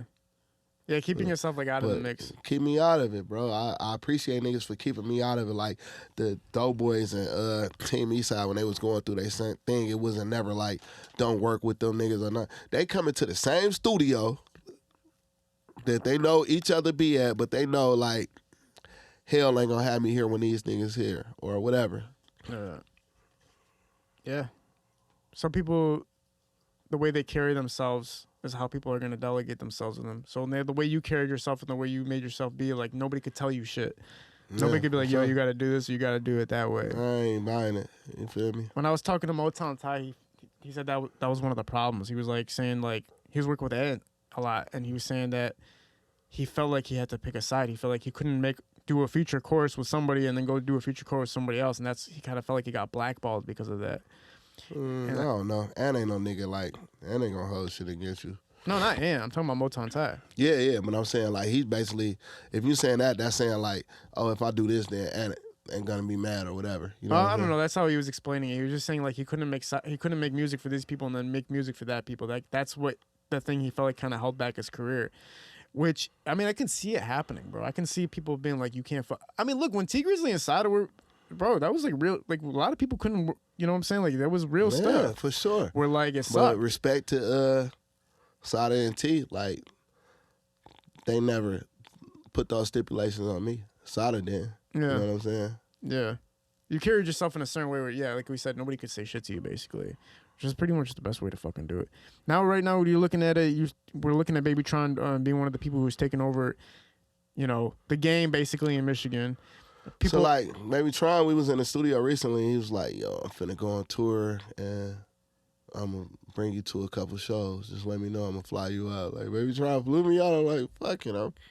I'm going to shows when they fucking doing mosh pits in the crowd, and they fucking RJ jumping off the stage and diving in the crowd and getting passed around like a blunt. And I'm looking at people's faces in the crowd and knowing every fucking word to these songs. People got people on FaceTime watching the show for the whole show. It's like, damn, bro. I saw this. Like, people used to be on me about the Shitty Boys. Like, man, why the fuck you posting that shit? Them niggas is whack. Them niggas is pissed. I used to get cussed out. Yeah. You called that shit. I'm like, man, I like this shit, bro. They rapping off fucking 80s freestyle beats. Who ever done that? And that's the first thing I asked Tron, like, why the fuck do y'all rap off them type of beats? He's like, because nobody else rap off of them. I'm like, I love it. Brilliant. Not Tron just rapping off anything.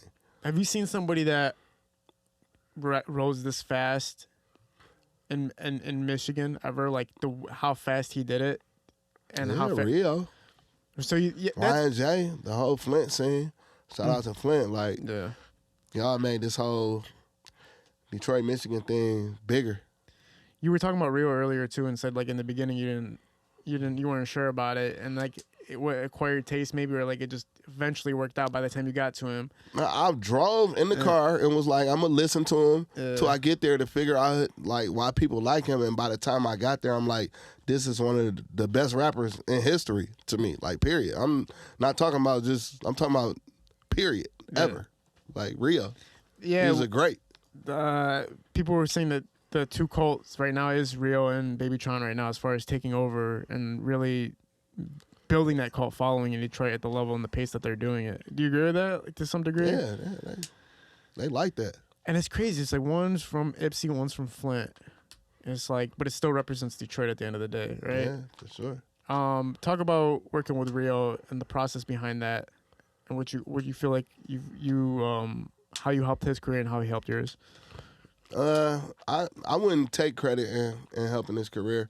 It was just like a great experience. Like, he probably got like a lot from it. He probably got something from it, because like, to me, like I was like a big name to him, and for me to pull up to the hood and to just be in his crib and like his mom taking pictures with me, like that was a big thing. Like, that was like a celebration. You know what I'm saying? So like even after a little while after that, like by the time he's blowing up, he's recording at my studio, and I'm coming in there and seeing him doing fucking 3 mixtapes a day, and like just that nigga ran it up. Like, that nigga work. Like, his work ethic is like, it inspire you. Yeah. He's being that bitch in the booth sleep, just still going. Just wake up out his sleep going. It's a Flint type. You know, people are saying like Flint type beats and shit now. Yeah. How did you adapt to it? Well, you got to, because that's what's hot. You listen to it and you kind of know what to do, or do you just listen? Like, how do you feel? Like, mainly, like, you know, I fuck with other producers. Like, when it comes to that, I had them get on that, because that be their lane and shit. Or like, sometimes me and Energy will work together, and like, he be showing me shit, and we'll just, you know, put that bot together. Like, most of the beats I did for like Baby Money, like, had that element. So like, I could do it, but you know, I'm all over the place with it. I can do anything. Like, a lot of shit I've done, people be like, damn, I thought you only make Detroit beats, or I only thought you make Tee Grizzley type beats, and it'd be like some orchestra type shit. It must have been scary with First Day Out that the intro was as long as it was, or before the beat actually drops.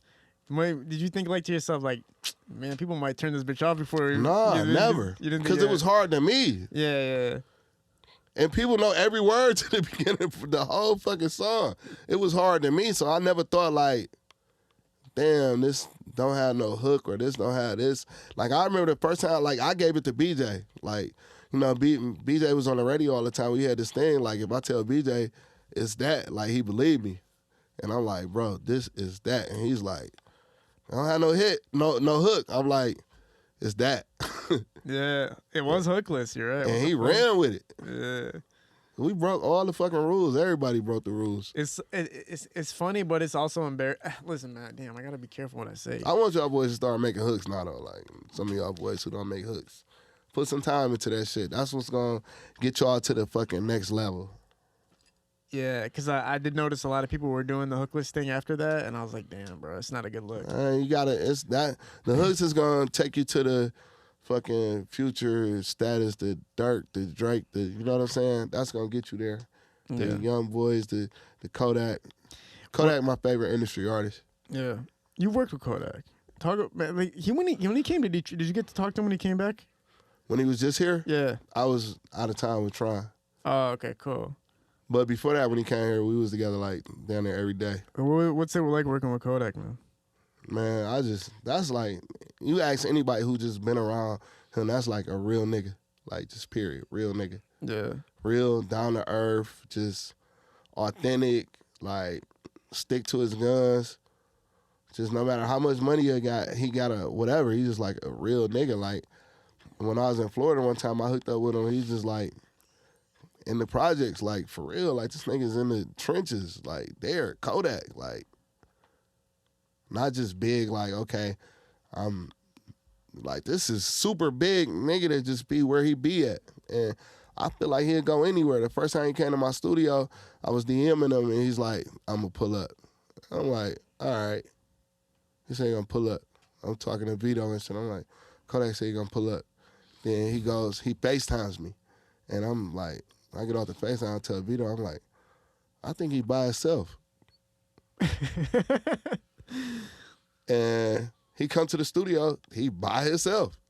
Like, who the fuck pulls up on somebody that, like, they barely know by themselves in Detroit, though? Man. And I really feel like he can go anywhere in Detroit and it's just love. That nigga was on 6 Mile with Vezo, like, in the hood, like, getting love, like, going to the fucking food truck and all type of shit. Yeah. I go to the gas station dude got pictures with him. He by himself with all his jewelry on. Damn. That's a different type of nigga. You wonder what it is. Like, is it naiveness or just trust, or like, what is it like to walk around at that level? And like, Man, I don't know what it is. Yeah. Cause like, even with you sometimes, I'm kind of thinking that shit too. Cause I'm like seeing you pull up. So I seen you pull up to a few shoots where I'm like, damn, Helly. Like, man, when you the people champ, it's a different thing. Like, I really feel like what I done for like a lot of people and what I done for the city, I feel like that like keeps me safe in a sense. Like, I ain't saying anything can happen to anybody at any time, but I know that plays a part. Like Yeah. people gonna fuck with me, they gonna protect me. yeah. You know what I'm saying? Yeah. And like, I ain't scared, bro. I ain't scared. I'm coming. I'm pulling up. And I hold my own. You seen that? Yes. I'm Gas hold my station own. innocent, yeah, for sure. The gas station innocent was like the crime and news in Detroit posted it, and they're like, God damn, fucking Clint Eastwood in this bitch, dropped the bags and pulled out the pistol in half a second. Yeah, I'm gonna hold my own. Yeah. Like, but you know, yeah, man. I'm not scared of my people, man. Like, you gotta, like, Muhammad Ali, like, he was there with his people. Like, they gotta know, like, it's a certain respect for them they have for you when you show them, like, I'm not scared of y'all. I'm one of y'all. Like Kodak, like, I could see it in people's eyes on the east side, on 6 Mile. I could see it like, damn, we appreciate you coming to fuck with us. At that point, they'll probably die and kill for that nigga. You feel me? Then he was in the fucking hood in Detroit with Vezo. It's a certain level of like, I don't know what the word is, but you get it, and like you become untouchable. But I don't know, it's crazy. Like, him coming to the studio by himself, that's fucking insane. There's been places in Florida, I hit Kodak up, like, I'm in Florida or whatever, and he's like, he don't give a fuck. He like, where you at? I'm gonna pull up. Like, and he fucking mean it. Yeah. Like, when I pulled up on him in the projects and I seen all them niggas out there, I'm like, bro, I'm texting, like, calling, like, this is me pulling up. Like, don't fucking switch cheese this car. Why'd you have to go there though? Why didn't you just go to where you're gonna record the music, or like somewhere like not? Nah, because like when a person, how you pull up, that's a sign of respect. That's saying, I respect you as a person, you my nigga. Like, I want to show you where I'm from. Like, you know, that's a true sign of them showing you they self. You know what I'm saying? Yeah. But also to keep you safe though is the kind of the angle I'm looking at. But I can see it. Like, he knew you're gonna be safe, so you're no matter what, you're good. Like, it's a sign. It's definitely like a sign of respect. Yeah. Like when we first used to pull up to the office in Detroit. You ever been in the office? No, but I hear about the office. Yeah, and like when I remember it was like the first time I ever got invited. And Scoop was always trying to tell me to pull up, and I would never go.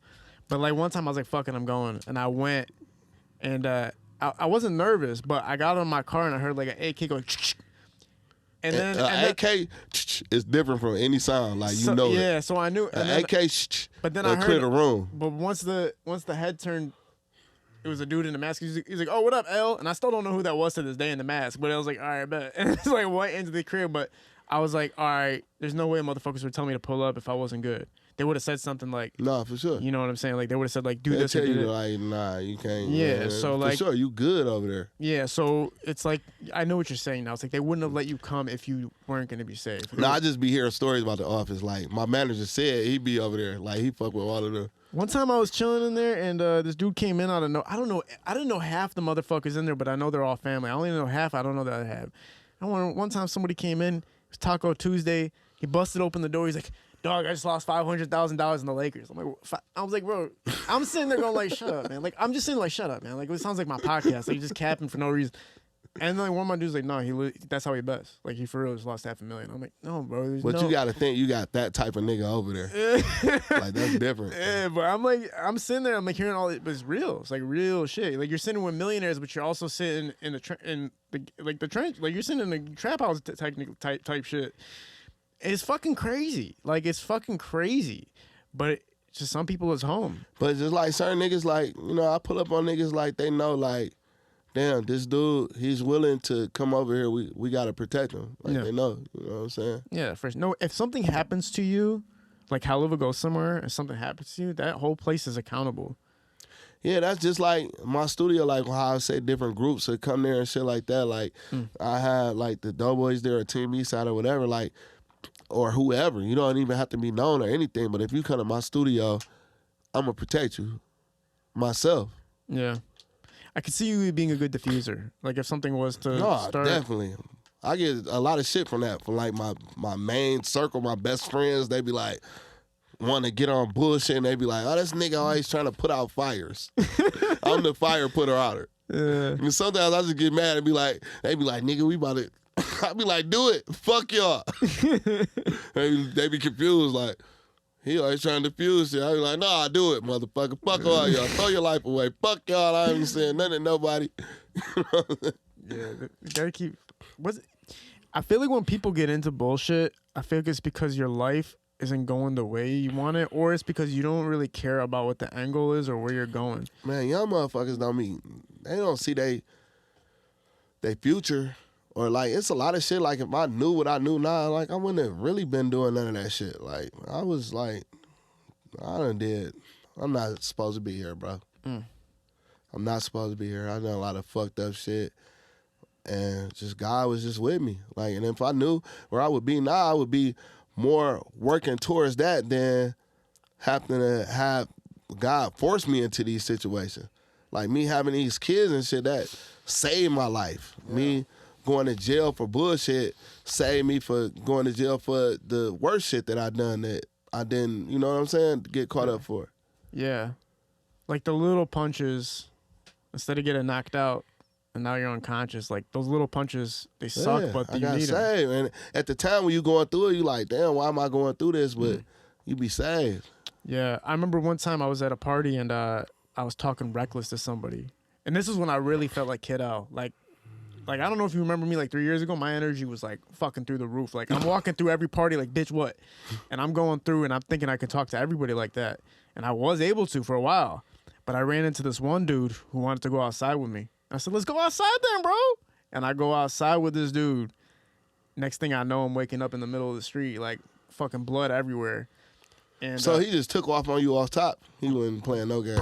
Took off. I didn't even know. Once you got outside. Remember how Kevin Hart was talking about that time his dad got his ass whooped and he didn't even know what happened by the time he got up? That's what happened to me. Like, I got my ass whooped. I did not know what happened. Like, I got up. I was like, where's he at? And I didn't realize. Everybody was like, no, you just got knocked out, bro. Sit down. You put the band. So he wasn't playing at all. Yeah, he wasn't playing. So, but it was a blessing, though, because I thought about it in a different way because I had a girl that I was hanging out with a couple weeks before that. She was just like me. Like, she wouldn't take no shit from nobody. She was a mom. 4 kids, three or 4 kids. Her name was Jay. I'm chilling with her, and we had a great time and everything like that. And then she's like, I'm going to a party tomorrow. If you want to come, I was like, nah, I'm cool. Literally, I heard from the news that she got killed because she started something with somebody at a pool party. The fist fight ended up with her getting shot in the head, and her kids, and I met her kids and everything like that. That's why you got to be smart, and you got to see that coming. You got to know that person and be like, I ain't going there with this person or whatever. But to not get into it in the first, like that's divine intervention for sure for you. Yeah. For me, it was like when I thought about that guy knocking me out, I was like, that was probably the same situation she was in, but somebody had a gun. So then at that point I realized, yo, stop fucking around. Like, cause if that dude had a gun and he just was drunk enough. So that's what the streets will do to you. It'll humble you to the point where like, you know, anything can happen. So if you turn up in that situation, you don't give a fuck if that happens because you know that can happen. But sometimes if you unexpectedly don't know that can happen, if you just being naive, it'll just be fucked up. I remember I got into a fucking fight and I didn't want to get into a fight. I seen this guy, he was jumping on this girl and she was kind of straight looking and shit. And I'm like, man, what happened? Like, you need any help? Like, what's going on? She's like, no, I'm good. I said, you want me to beat that nigga ass? And no, the nigga, while I'm talking to her, he walks up, he's like, man, get the fuck on. And I was just joking. I'm like, man, you want me to beat this nigga ass? Now, usually you expect the girl to be like, no, or don't say nothing. She's like, yeah, beat his ass. Oh, shit. So I'm like, I'm gonna jump out the car and he's gonna like back down. He ain't gonna, you know what I'm saying? So I jump out the car, nigga, what's up? I'm like, okay, he ain't backing down. I'm gonna like put up my guard and then like he's gonna back down for sure. So I'm like, okay, what's up, nigga? What's up? Yeah. I'm like, okay, we're fighting.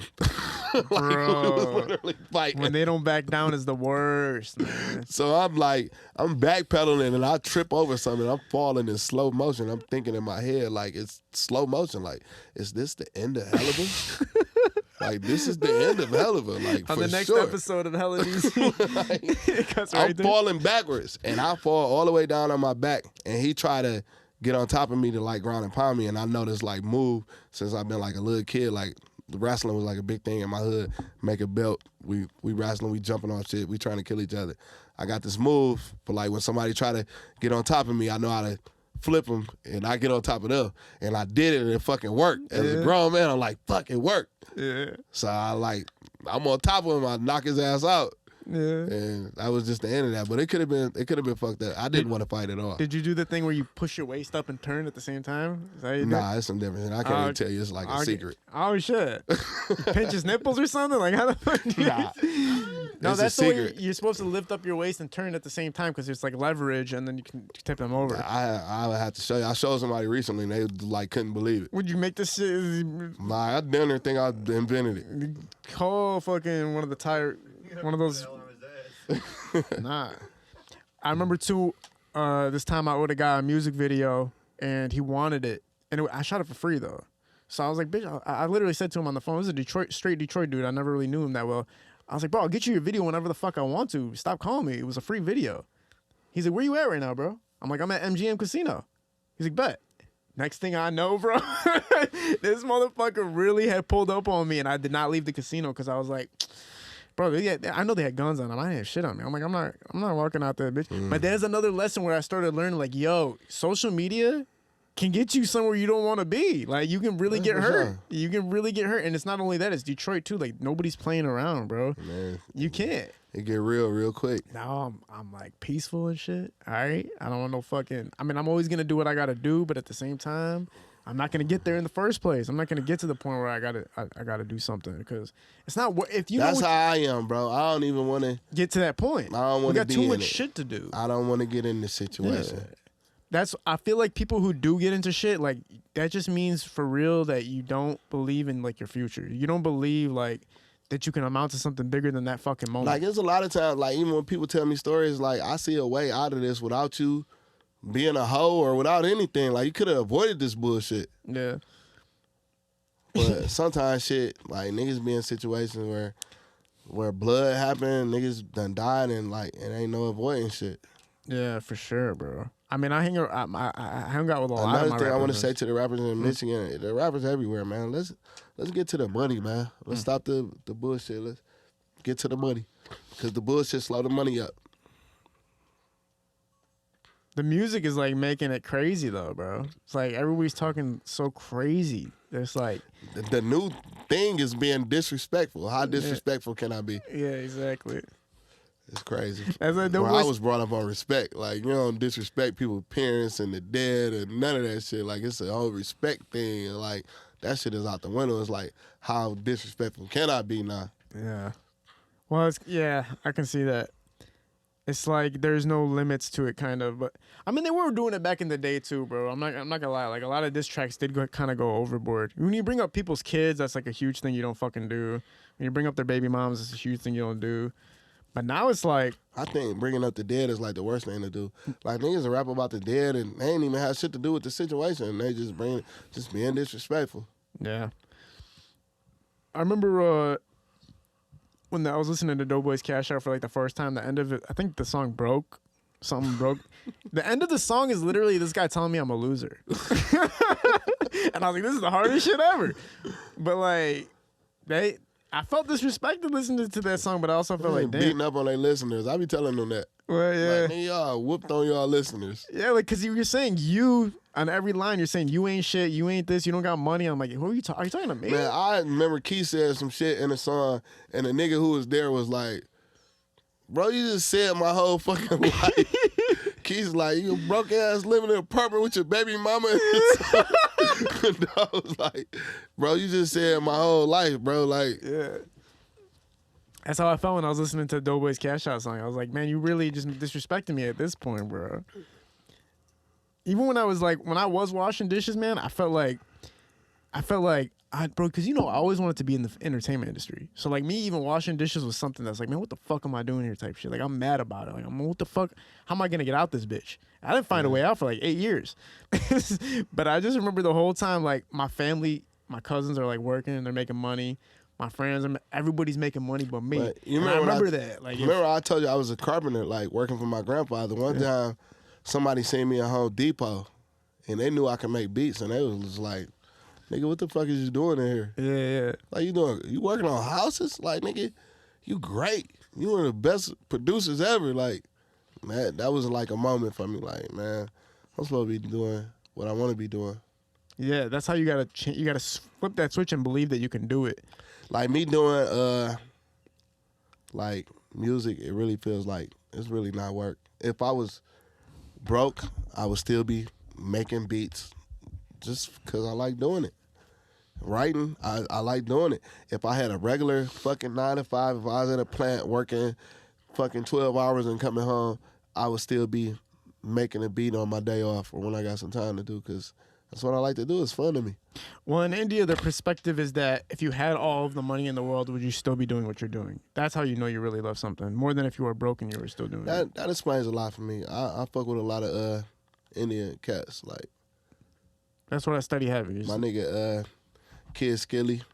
That's my man. Who's Kid Skilly? The Indian rapper, bro. Like, he used to take me like out of town with him to do shows. I wasn't going out of town getting on airplanes. Nigga used to fly me out. Word? Yeah, it's my nigga. Was he successful? Yeah, he's pretty successful. Yeah. I'm sorry. Am I supposed to know who he is? He brought Jay Sean to my studio back in the day before. You don't know who Jay Sean is. Mm-mm. He was a big Indian guy. He got signed to fucking Cash Money for a minute. Damn. But he brought anybody that was from India and was doing music, he knew him and shit. The only person I know is like Nav. Weekends boy. Yeah. That's the only person I know that's like Indian or whatever. Man, they be doing their thing and shit. No, yeah. One of the first artists I started shooting for was Pakistani. His name was Timo. Man, you ever heard like Bengalis? Yeah, of course, Bengali. Yeah. They like the hood niggas and Indians. What? They be fucking tearing up shit. My boy got hit in the eye and he's like, the Bengalis did it. I'm like, what they at? Do you remember, because you know I'm Chaldean, right? Do you remember first knowing what a Chaldean is? The first what? Do you remember first, like, understanding what a Chaldean is, like the first time you met a Chaldean? Correct me if I'm wrong. They're of Arabic descent, but they're Christian. Yeah, Christian Iraqi, yeah. Yeah. And do you remember the first time, like, encountering them in Detroit? Because Detroit is one of the first places that they emerged when they came to the States. Oh, man, it's just like, Chaldeans is like a part of us. Like, it's just like, we all know Chaldeans, we all fuck with them, we all know Arabs, we fuck with them. Like, it's just like a part of being a Detroit nigga. Did you ever like, you fuck with Chaldeans. Did you have a Chaldean friend growing up? Yeah, yeah. For real? Yeah. I got a Chaldean, like, this nigga's like my brother, Johnny D. Yeah. He was a rapper. He, like, had songs with, like, fucking K-Deezy and all of them. Like, Johnny D is, like, my fucking boy, like this. Like, word. Chaldeans always be tapped the fuck in, man. Yeah. And you know Kevin, you know that's my nigga. I know Kevin, yeah. Kevin's That's a my legend baby. too, man. Yeah, for sure. Kevin just want to see everybody just, you know. My favorite thing about Kevin when I talked to him last time, he's like, "What do you want to do?" And I was like, "I love that question because it's like that means you give a fuck about somebody else." Like, Yeah.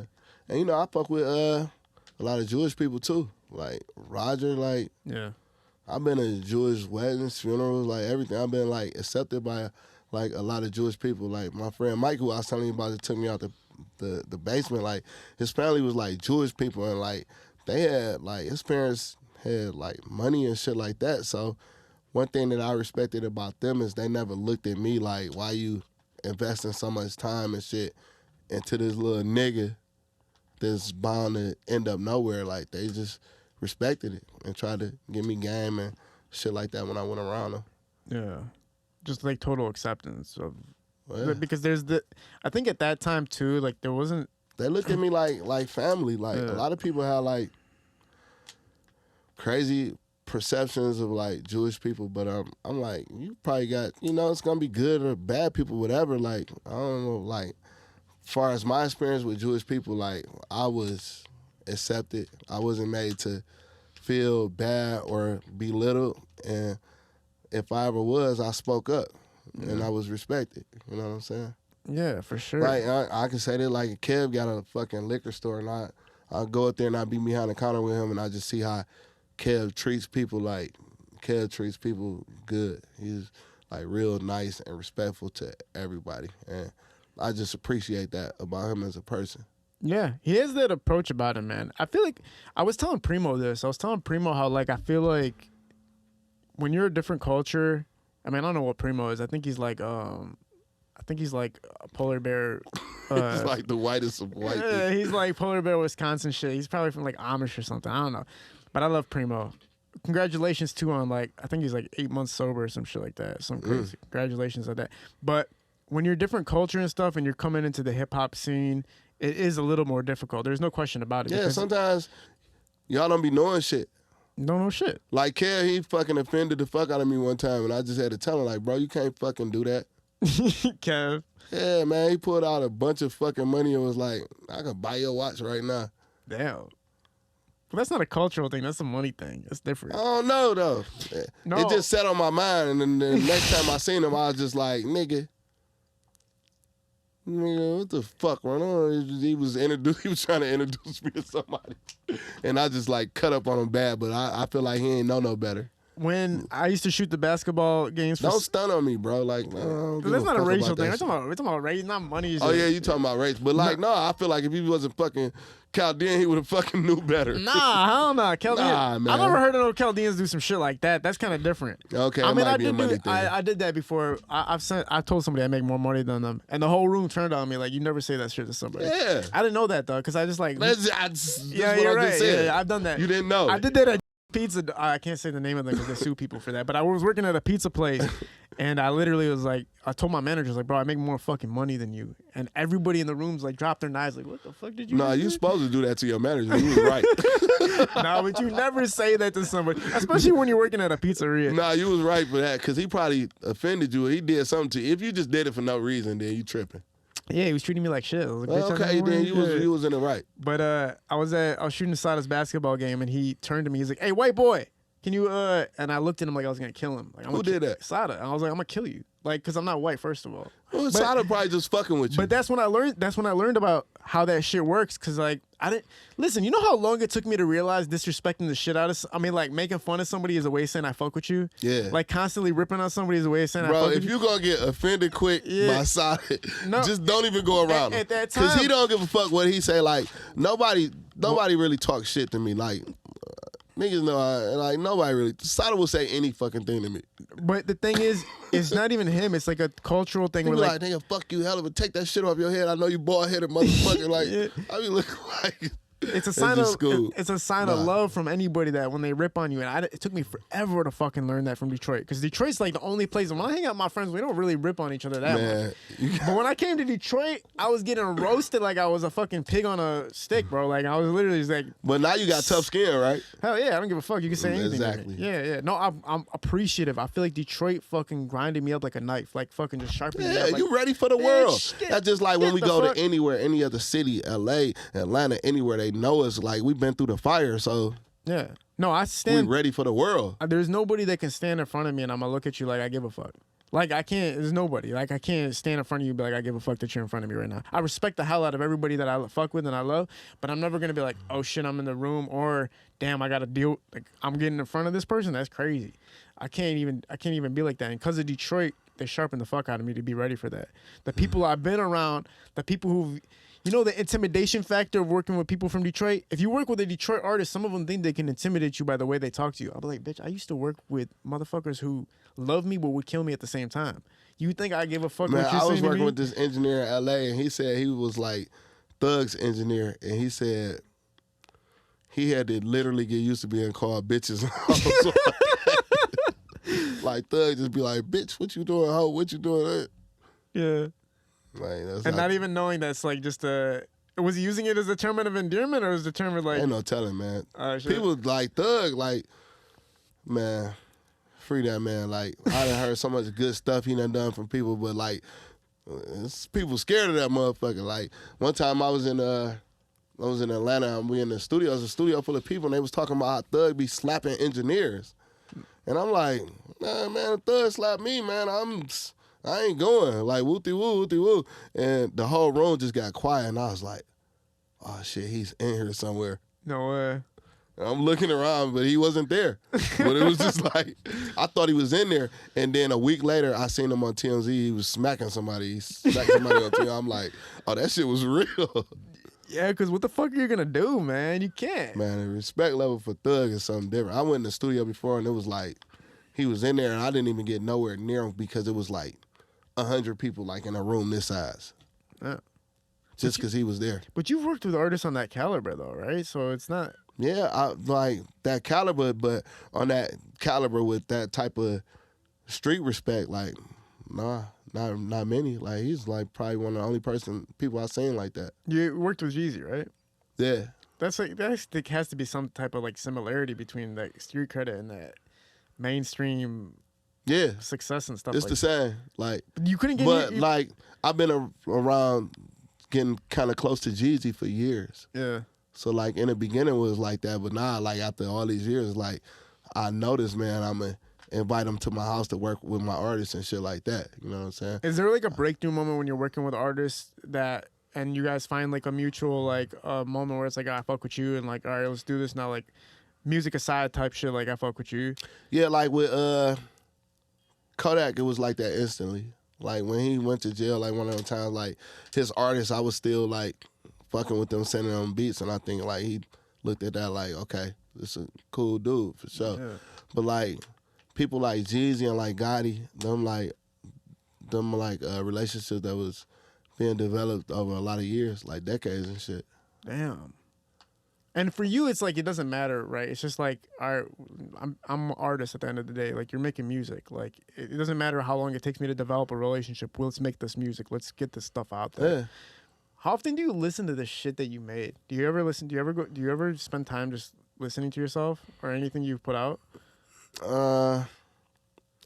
Like my music selection is crazy. Like stuff that I listen to, like I listen to like a lot of alternative music, rock. I listen to some gospel. Like you'll get in the car and be surprised, like the shit that I'll be listening to and singing.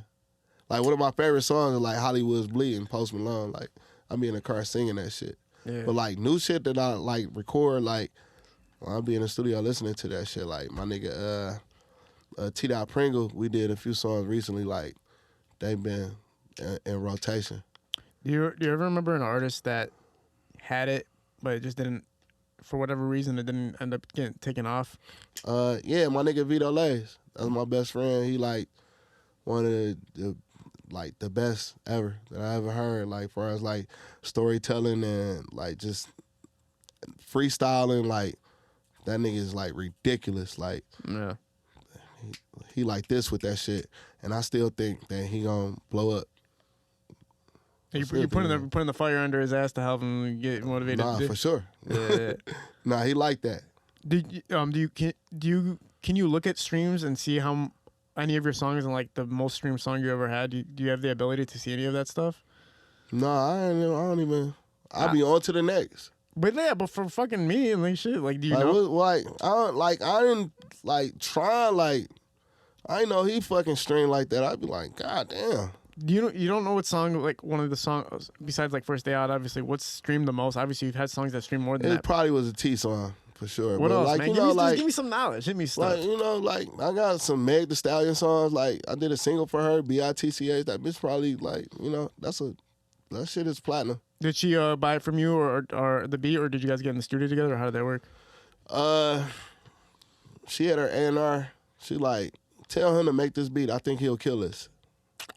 A lot of people don't know. Like, I kind of, me and T, in a sense, helped her career. Oh.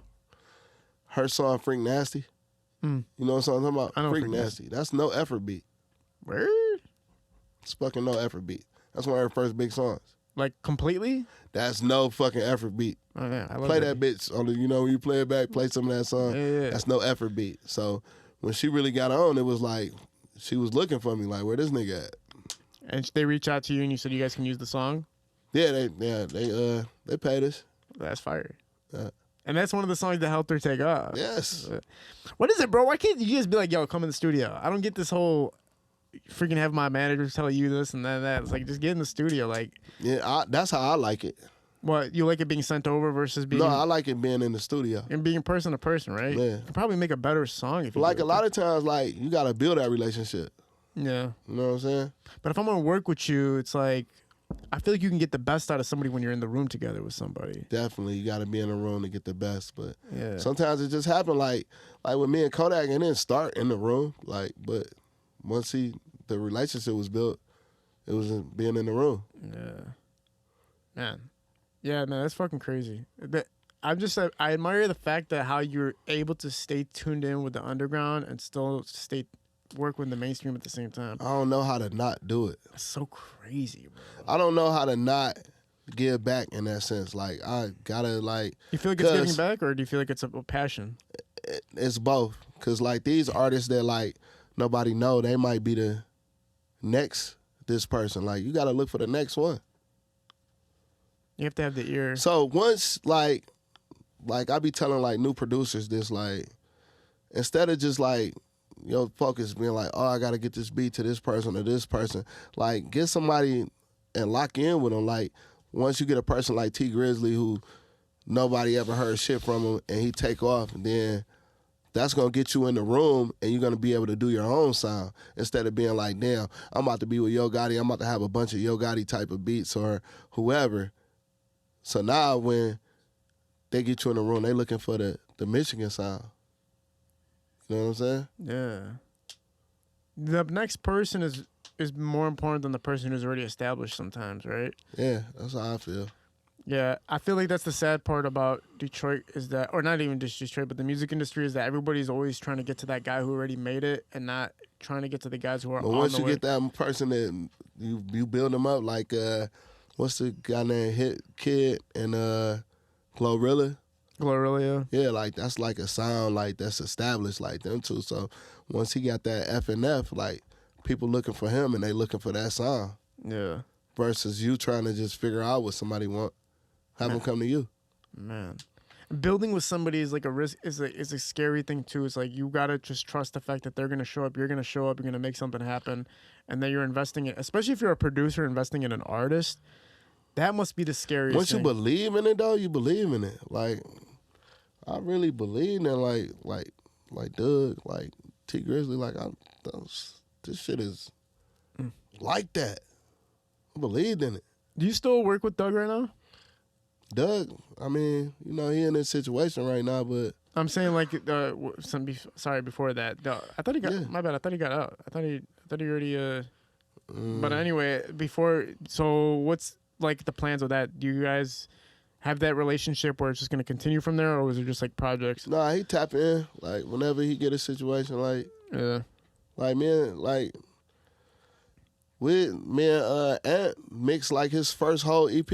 Really? Yeah. Yeah. And and we was flown out to do that. Talk about the experience of creating that. Like, how did it come together? How did you guys find the chemistry to make it happen? Like me and Dugg. Mm-hmm. Like I don't know. He just, to me, he was different. His voice was different. So it was just like about building around that. And it was more like he fucked with me, we fucked with each other. So once the relationship was built, like damn, it's a mutual respect, and I like this person and he likes me, and like I'm comfortable with him. Once that relationship is built, I feel like that makes the music better. Yeah. Yeah. Like I can call Dugg and be like, damn, you on the east side, can you make sure this person good for me? And like he would do shit like that for me. And I remember like one time he called me on Father, like he texted me, he's like, Happy Father's Day. And I'm like, damn, he thought about me. And I'm like, damn, I appreciate that, bro. Are you a father? Like, no. So he didn't even have a kid yet. And I'm like, damn, he thought about me and it wasn't even, you know? Yeah. So that stood out to me. So when shit like that stands out to me, that makes me want you to make it even more. I'm like, gonna go hard for you. I'm the opposite with that. When people text me that shit, I ignore them. Text you what? Any type of shit like that. Really? Somebody says happy birthday to me, or somebody says like, you know, any type you gonna like, fucking ignore them? Happy New Year's. Cause like when artists hit me up and do that, I'm like, you know why? You could tell when it's authentic, though. Yeah, when it's authentic, it's like, yeah, for sure. But when it's you could tell like if Scoob takes you that, you know he really means it. Yeah, but I don't like when artists do that shit like that. I don't know that well because I'm like, bro, you don't give a fuck. Nah, then you know then. But like with him, like yeah, with Scoob, yeah, if he says something. Nah, like with Dugg, I knew like. Oh yeah, for sure. Yeah, like.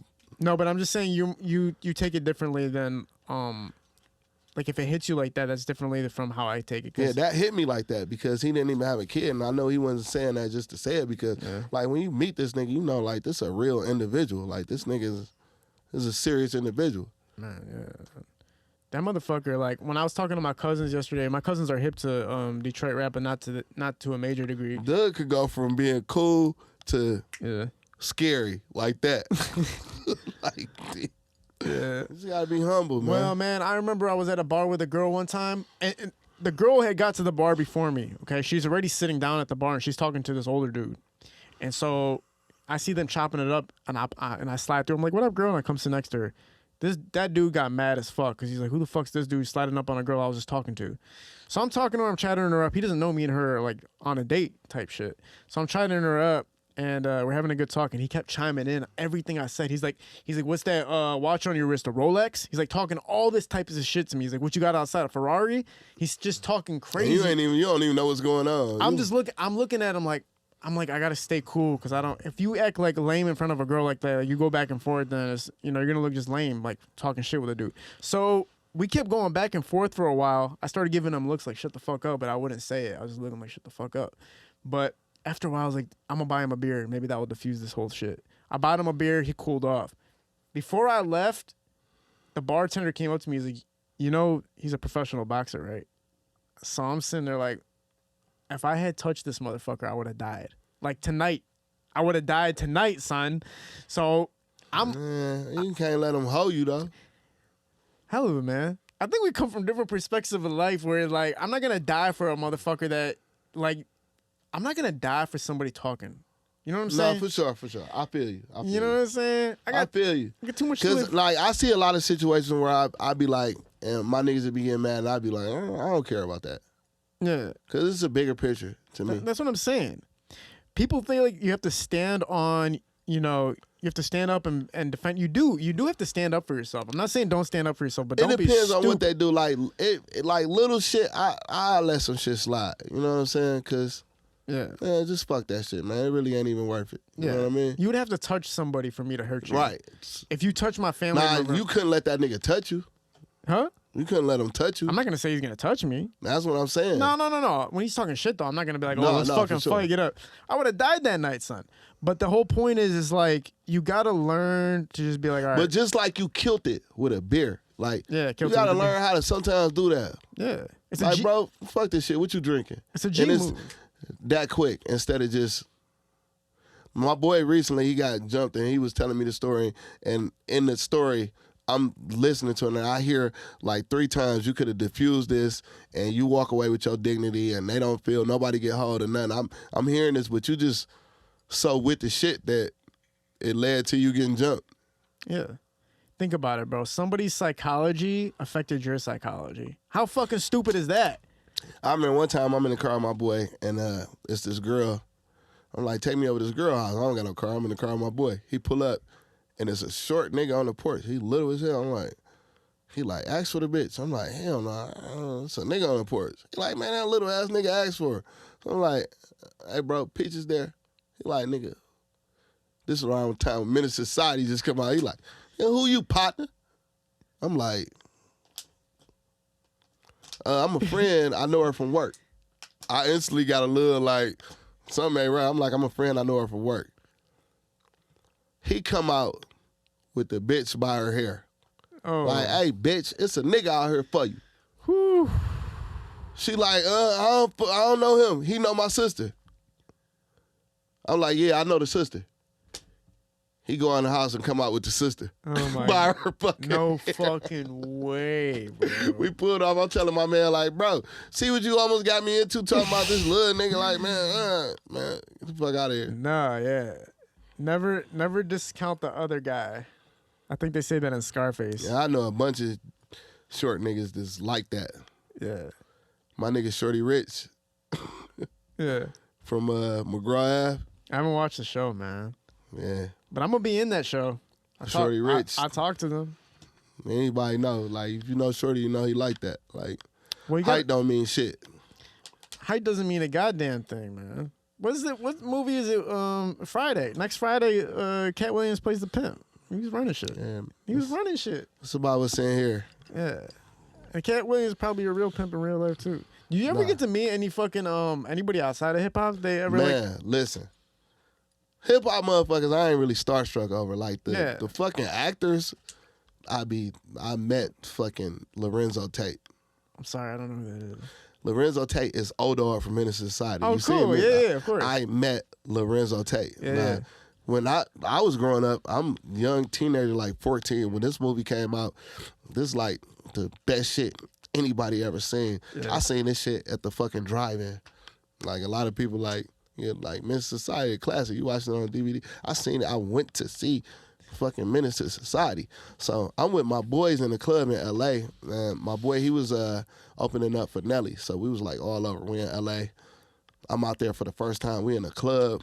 We drinking. We stealing bottles from behind the bar. They're unprotected. We're taking the bottles and we're drinking them on the dance floor. So I venture off from them and I see fucking Lorenzo Tate. I'm like, God damn, it's O-Dog. And I walk up to him, I grab him, I put him in the fucking headlock, and I'm like, fucking O-Dog, what's up, man? What's up, dog? He's little as hell. I'm like, bro, do you know how much bad shit you inspired me to do? He's like, that's not good. I'm like, bro, you got to meet my boys. He like, I don't got time with it. I'm dragging him, like, to my niggas and shit. I drag him over there. They talking and shit. I'm like, hey, yo, I got O-Dog. They look up. They like, oh, shit, he got fucking O-Dog. Like, I got fucking O-Dog in the headlock. Why the fuck would you do that, man? I lost it. It's O-Dog. I would never let somebody do that shit to me. That's crazy. as Ain't fuck. no way he was getting away from me. Man, It's O-Dog. I fucking seen Wesley Snipes before. you talked to him, Wesley? Nah, I just kept calling him Blade. I was starstruck, dog. Man, you are terrible with people outside of hip hop. It's terrible. It gets bad. One time I'm with my nigga Detail, and we in fucking LA, and he's like, man, we about to go over Time House. I know you probably know who Time is. We're like, we going over Time House. We get over there. Fucking Tom Green comes to the door. I know who Tom Green is. I was like, get the fuck out of here. And we just in his house chilling with him, and it's fucking Tom Green, and he's acting regular and not being funny every fucking couple seconds. I'm like, bro, I seen you on TV humping on old people, like they were on the ground, you was humping on them and shit. Yeah. That fucked me up, man. Tom Green right there. Were you at the house that has the studio in it where he does his own podcasting and shit like that? Did you get to check out? I think so. Yeah. This shit was badass on like top of a fucking hill, but they just talking about him like it's just like a regular nigga. Like we about to go over Tom. They not even saying Tom Green. They're like we going over Tom House. Who was the person that introduced you to him? Detail. Why did your Detail know Tom Green? I don't know. He was living in L.A. He knew all type of motherfuckers. That nigga knew. He knew Lil Kim. He knew all type of motherfuckers. Dog, I would go crazy. Tom Green was like a huge inspiration for me growing up. That's hilarious. Bro, if I was to see somebody like fucking like man, like me seeing like Robert De Niro or something, like I would probably like dive on that nigga or something. Like David Chappelle, I would like. Dave Chappelle, right? How you gonna get rid of me, bro? You're David Chappelle. Literally, bro. Chappelle would be crazy to fuck. One time, me and Shorty Rich, who I was just talking about, we leaving out the strip club and we see fucking Mark Henry. Who's and that? I'm like, the wrestler. I don't know Mark He was Henry. like the strongest man in the fucking world. We see Mark Henry, and I'm just telling you about these fucking short, tough motherfuckers. Yeah. We see motherfucking Mark Henry, and I'm like, dude, it's Mark Henry right there. For some reason, Shorty Rich, he like, man, I'll beat that nigga ass right now. I don't know why he doing it. I'm like, it's Mark Henry, bro. Why you? I'm like, nigga, I'll beat that nigga ass. Yeah. Mark Henry like, bro, why you tripping, bro? He's like, I will beat your ass right now. Mark Henry like, man, it's always the little niggas talking shit. Yeah. And we leave. I'm like, Shorty, why the fuck you do that, bro? It's Mark Henry. He's like, I don't know. Oh, man, you fucking disrespecting Mark Henry. Nah. That dude is so big. Giant. How big was he in real life? Did you have to look straight up or what? He looked big as hell in real life. Like, this nigga was the strongest man in the fucking world, so you know he had it. He held that title. Legitimately he was, or was it WWE? Like, it was like legitimate. Like, like, It's fucking huge. like WWE? Like, yeah. like, Yeah, he was in WWF at the time, I think. but Okay. WWE, same shit. oh, okay. So he, He's a big motherfucker. Even yeah. those guys. dog, I used to love Kane, bro. I used to love watching Kane.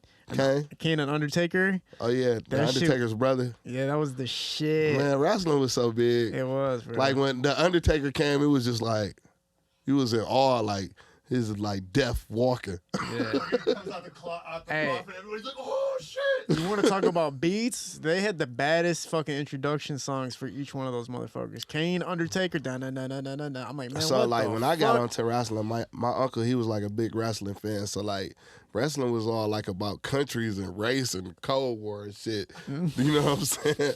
Like, everything was race. You got Tito Santana for the Mexicans, the Junkyard Dog for the black people. I never thought about that. Fucking Nikolai Volkov was the Russian.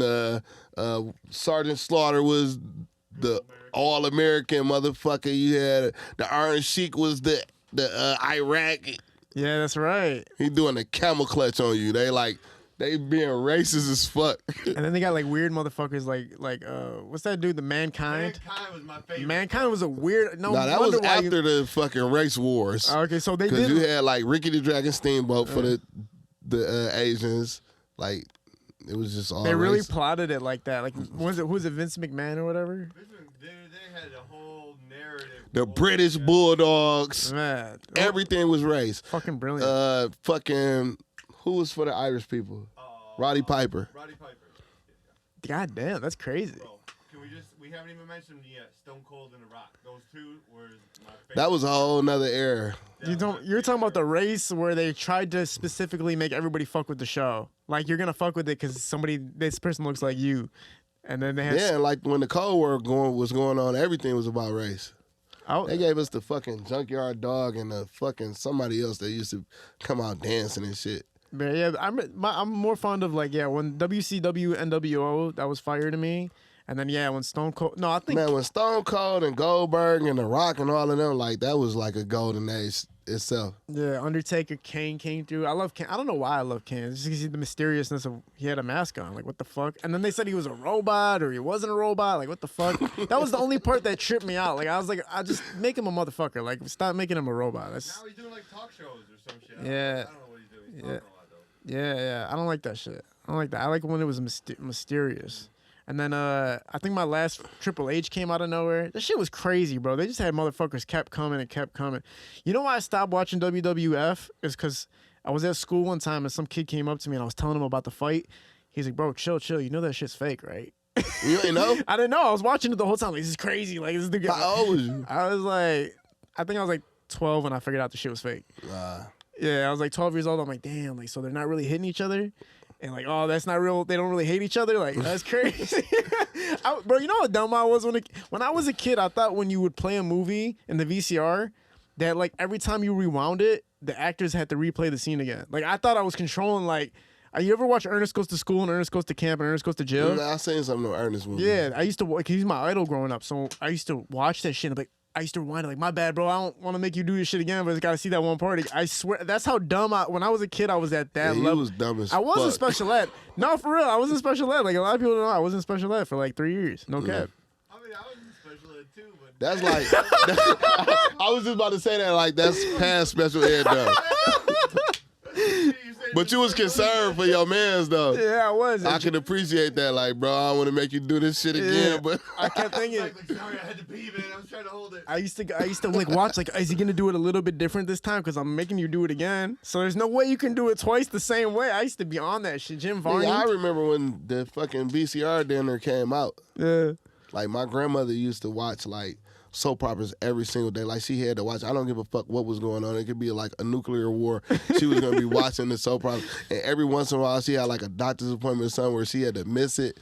And it was like the end of the world to her. And when the VCR came out, it was like, we can record your show and play it over. Like, it was just like so amazing to her. Yeah, bro. My uncle owned a video store, so I got to see everything. Any movie that came out. Damn. I think, no, Don't Be a Menace was the first movie I ever rented. Like, I took that bitch and I was like, I got this in my hands. And I played that. And that scene, I'm watching the movie, I'm crying, laughing. Then the scene where the dad starts jacking off in the bed, my pops that came in the room and that scene was happening. He took that bitch out the VCR and I was like, bro, I remember Don't Be a Menace was a groundbreaker for comedy. Mm-hmm. Ground fucking breaker. I don't care. Man, the Wayans brothers, man. God damn. They did Bad motherfuckers. Scary Movie, son. They had the Wayans Brothers show. They had White Chicks. But Don't Be a Menace was the fucking breaker of all. What was the most bootleg movie of all time? Everybody was stealing that bitch. Friday was the most bootleg movie of all time. Yeah, Friday too. I'd say Friday probably. But Don't Be a Menace was like more. It was way before Friday. Was it? Yeah, wasn't it? Don't Be a Menace. I feel like it was in response to Friday. No. It was a response to Don't Menace to Society and Boys in All the I Hood. know is fucking Friday was the most bootleg movie of all time. Yeah, Friday was, but yeah, Don't Be a Menace was crazy with that shit too, though, for sure. But no, Don't Be a Menace is based off Menace to Society. People had a Boys in real the Hood, copy of Don't Be a Menace. Yeah, so you're right. That had to be It before, was before Friday. Friday. But people had the real Don't Be a Menace. Like, Bro. Friday was a bootleg copy that probably got leaked from the inner. Yeah, I know what you mean. Yeah. Yeah. It was way easier to steal it. Friday 95. Don't Be a Menace was 96. No fucking way. That close. Wait, Friday came out in 95 and Don't Be a Menace came out in 96? Yep. That's the fucking weirdest shit I've ever heard in my life. Mm-hmm. I thought Don't Be a Menace was like heavily based on Menace to Society, Boys in the Hood, and Wood. So like, how the Friday never got incorporated into that though. There was not one scene from Friday that was in Don't What Be was a all Menace. Don't Be a Menace? It was Boys in the Hood, Menace to Society, Men's Society. The Wood, Yeah. and Like something else. what's it called? The movie that it's actually the name's title runs off because of Don't Be a Menace to Juice? South Central was No. taking the juice in the hood. No, South Central was a movie though too. South Central was also a movie that was partially based off of. So Man. they mixed up everything, but no, Friday wasn't a part of that shit at A all. lot of time, like some movies that I went to the movies to see, like when people, like when I tell them, like I went to the movies to see this, they be like, "Man, how fucking old is you?" What movie did you see? I seen Boys in the Hood at the movies. Fucking Juice. I went to the mall, like we caught the bus to the mall to see that bitch. Like we was in that bitch, like it was such a fun movie. Then when Tupac turned on everybody, it was just like what the fuck? Above the Rim, I seen at the movies. Fucking House Party, I seen at the movies.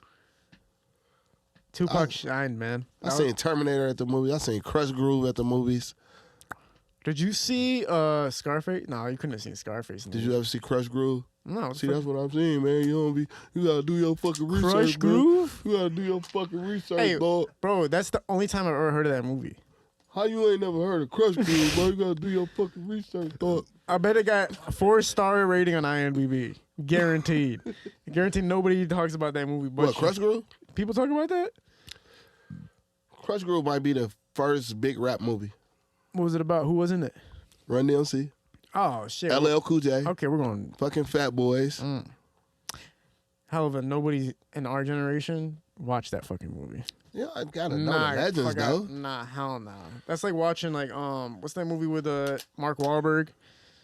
The one that made him famous, Boogie Nights. Ah, No, that's not Mark. nah, man. Mark Wahlberg is man, yeah. Man, what was the movie when Mark Wahlberg was the boyfriend and was terrorizing the girl family? What's that? That's what I got up on that nigga from. How old is that movie? Man, what movie am I talking about, bro? Man, come on. You don't know? Mark Wahlberg? Man, Marky Mark? that might have been his first movie. Terrorizing girls' boyfriends. You're not gonna find it like that, man. You just He gotta, gonna find it like that. nah. You just gotta type in Marky Mark movies. I mean, yeah, Marky Mark movies. 96, so probably Fear. Nah, I don't think it was named that. They have Reese Witherspoon in it. Talk about somebody who. That one girl, Fear. Yeah, that's it. Hey! Let me see the title. Let me see the thing of it. That nigga was terrorizing shit. Look at his face. Nobody watched that. movie. Mad James. Are you serious? Fear? I never. Yeah, you might be right, bro. Nobody. I Fear? probably could be your dad. How old are you? 31. Nah, I probably can't be your Nah. dad, but Bro, when I was coming up towards like again Ernest era type shit, Casino, Goodfellas, shit like that. Like that's the movies I remember when I was growing up, like paying attention to. I don't remember fucking Boogie Nights and all that shit. Even House Party. Like I know people were going crazy about it, but that was one of the ones I just couldn't get into. I don't know, man. I was like an Ice Cube fan until he did Are We There Yet? you talking about as far as movie wise, you was an Ice Cube fan. Everything Ice Cube. Everything. Me growing up, I was an Ice Cube fan as a rapper. He was like probably the best rapper at one point. You feel? Definitely. Yeah. Definitely He was the best fire. rapper at one point. But at the same time, NWA, he breaks out from NWA, right? He Does a diss record on him and it's like he gets Vaseline out. that's back when everybody had to we went deep as hell and got circled around the radio like what the fuck is Ice Cube about to say about these niggas, and he went it had that long ass intro like you know what I'm saying, and he came in going off, it was like, oh my God. yeah.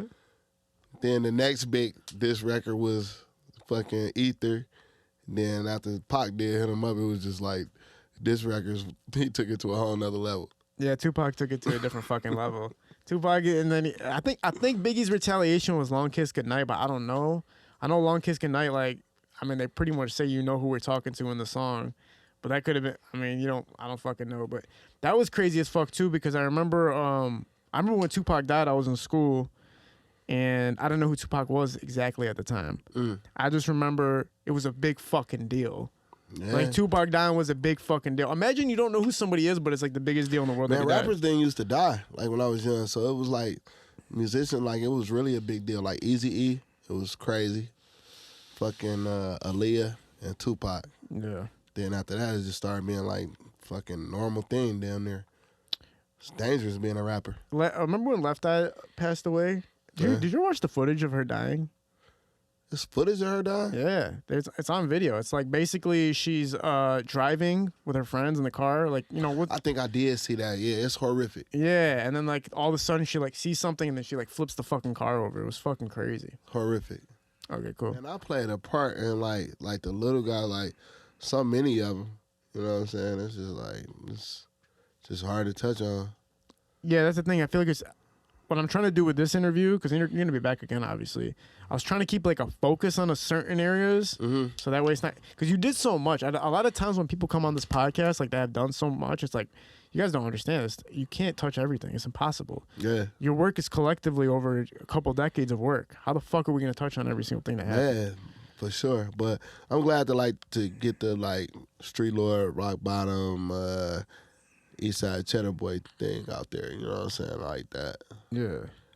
Like I just could give some perspective on like where this shit come from. You know what I'm saying? Like I feel like Trick he rode for the city. Like far as on the tip, like if you ask Trick now, like damn who ass you gonna get on, and it's like I don't gotta do it no more. Like we where he was trying to get it all those years when there was the no-fly zone and all that shit. Like he feel like I done my job now. Yeah. This is all I wanted. Right. Like now when artists come, they fucking with us. He was known as a gatekeeper. Yeah. And he even dropped a tape called The Gatekeeper. And that role has to sound super, super significant. Why do you think Detroit needed a gatekeeper? We needed a gatekeeper because people was coming here. Like we wanted the biggest market for artists, and they wasn't giving back nothing. They wasn't fucking with niggas. They wasn't like, like how I was talking about like Kodak pulling up, and like you'll see niggas in this, like you got Gilly the Kid on the block with Vezo, and you like they tapping in now. So like his job is done. It's like a median, right? Like somebody to make sure things that happen get done the right way with no bullshit in between. I think everybody needs that because it's like people can get away with stuff and there's nobody is held accountable. It's like a representative, right? Yeah. Like them niggas wasn't having it. Can you guys give me a second? I actually have to do the Zoom batteries too. Okay. But you know what it is like when, you know what, a podcasts aren't technically supposed to be interviews. It's supposed to be a discussion between two people and you bounce back and forth, but you tell a story. You know, I listen to like Joe Rogan. That's my favorite podcaster. Yeah. That's why it's just so informative. Mm-hmm.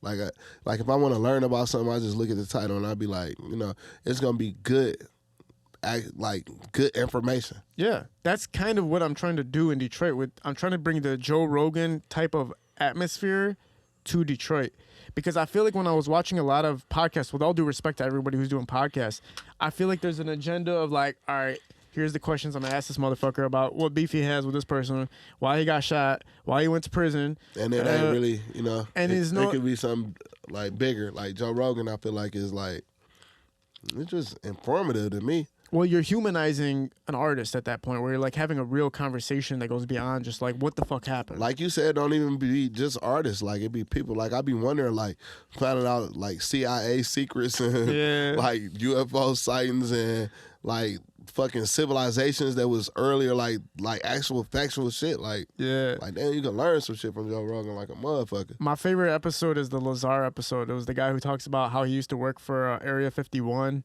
You ever see that? I think I might have saw that one. Bob Lazar? Yeah, Bob Lazar. He basically worked for Area 51, and he claims that the government erased all of his data of ever working for them. But somebody had found a newspaper of it claiming that he did work for that sector that he was talking about. So it's like he never even existed working for them. Because he outed them. He outed the agency. He outed the Area 51. So they erased all lucky they didn't kill your ass. That's what he was scared of. That's why he was scared to ever do an interview, but he found some guy to shoot a documentary about his whole experience, and like I guess did he see an alien? He never said he's seen an alien, but they said they had a spaceship in that bitch, and he also said they had like a device that like has never been seen in technology ever. Like it had its own polar, fucking whatever the fuck. Magnetic field. It had its own magnetic field. Like it's a system. Like he was like, I was seeing shit you would never see. He's like shit today. He's like shit to this day we don't have. Like you don't see it. It was in Area 51. So they erased all this motherfucker shit. And like basically they outed him. They made him see a spaceship. He's seen a spaceship and he said he's seen something in it that looked like an alien, but he didn't see it. But he said there's definitely proofs of alien life activity, all that shit. He's like everything's for real. But he was on the Joe Rogan Experience. But that podcast is fucking crazy. Like just open up. They shouted out G-Mac Cash a few times, which was legendary. Imagine you're sitting down watching Joe Rogan Experience a podcast, and I hear G-Mac Cash. I would fucking flip out. I was like, what the fuck? Like I'm just sitting there like, what the fuck? It was about the COVID song. When the COVID song came out, at first they gave credit to Reggie Baby, who's a comedian from Chicago. They're like, because Reggie Baby had made a TikTok to that song, Coronavirus, and they're like, Reggie Baby comes out with a song and it's fucking hilarious. everybody went on YouTube and was like, no, that's G-Mac Cash show. That's G-Mac Cash. Joe Rogan on the next episode was like, my fault, by the way. It wasn't Reggie Babies. It was G-Mac Cash. So I'm like, this motherfucker is that real that he literally fixed something. Yeah, that's important. That's why, like, when people, like, my first experience with Joe Rogan is, like, people talking bad about him. And I had to start watching him myself and like, okay, he ain't a bad guy. Yeah. He said some fucked up shit, though. The N-word stuff? Nah, like the Planet of the Apes shit. What do you say? He said he went to see some movie. I think Planet of the Apes, and he was like, we was in Planet of the Apes, but he was talking like a lot of black people was there. Oh, shit. Like, bro, you can't say that shit, bro. Yeah, that's kind of well, the N-word stuff was the craziest when they have a compilation of him saying the N-word. Like video after video. But in what context was he saying it? In the fact that somebody else had been saying it. Right. So I ain't really tripping over that. Like Quentin Tarantino used to get, remember Pulp Fiction and shit like that? You know Quentin Tarantino, obviously. Yeah, of course. All the movies he came, people were like, this is black culture. The fuck are you doing? And you're saying the N-word in your movies. Like, you can't do that. And you're like literally just like. But if you're going to be realistic, the N-word is going to be some goddamn word. Yeah, be realistic, man. Yeah. But you can't make a movie and not be fucking realistic. Like, these motherfuckers are saying nigga. Yeah. Well, Quentin Tarantino saying in a Pulp Fiction was kind of random, though. It's kind of like, you didn't have to do that, but I get it. Like, your movies, he I don't even remember that part, but. Bro, remember when they come in, when they need to clean up their suits after all the blood they got on? He's like, you bring a freaking ninja into my kitchen. I was like, you didn't have to say that. But like, they probably talk like that. He's white. Y'all be calling us niggas when we. No, we don't, man. No, I don't think you do, but. Nah, hell no. Bro, I've never been around somebody that said that shit unless it was like some crazy redneck type shit where it's like somebody just out of their fucking mind crazy. I like the fact that, you know what I'm saying, there's respect in that aspect. Like, for you to not hear people randomly. I've probably been called a nigga by white people more times than you heard a white person say nigga. But you know what's crazy? Like being from like, not directly from Southwest Detroit, but like some people like consider my hood Southwest Detroit. So I grew up around like a lot of white people in Southwest Detroit, and they all say nigga because they all grew up with black people. And like I done brought like people around my Southwest Detroit white people, and they be saying nigga, and my niggas be looking like, what the fuck? And I'm like, bro, it's nothing we could do about it. Ain't nothing. If you ask one of them, like, they'd be like, my nigga, what's going on? Yeah. Like, that's how they'll describe a white person. Like, hey, man, this nigga ran out the store. Oh, was it a white nigga or a black nigga? It was a white nigga. You know, that's how they talk. Like, man, you can't stop them. So the pass is a real thing? You can get, some people do get the pass? Like, you can say it? Man, you couldn't stop them. It's like, these my friends for real. Like, what am I gonna do? Do you feel like Mexicans get the room to say it? Or Yeah. Like, yeah, that's what I heard. For sure. They get that kind of pass for. Nah, for sure. Yeah. The rule is you can't be white. That's Is that it. the rule? I remember Scoop said that to me. He's like, you're Chaldean, you can say it. I'm like, no, man, get the fuck out of here. You're not saying that shit. Scoop trying to get you. Yeah, I was like, what are you trying to do trying right to now? get you murdered. I was like, I'm gonna stay away from that one. Definitely around him you could. Like, Yeah, I could, but I would never, just because, like, fuck that, man. Nah, What's the for point? sure. What's the point? Is that. But like me myself, like if I learn that something's derogatory towards any race, ain't no way in the world I'm gonna say it. Like Arab is derogatory, right? Mm-hmm. Like You're not really supposed to say Arab. But they say it on the fucking news, which is really weird. Like, newscasters will say Arab. I'm like, what the fuck? Like, nah, Yeah. like, you ain't gonna catch me. Yeah. It's Arab. And then people, too, like, you don't know this, but, like, a lot. But, you know, like, people in Detroit, we grew up next to Dearborn. It's, like, the biggest Arab community, so we know better.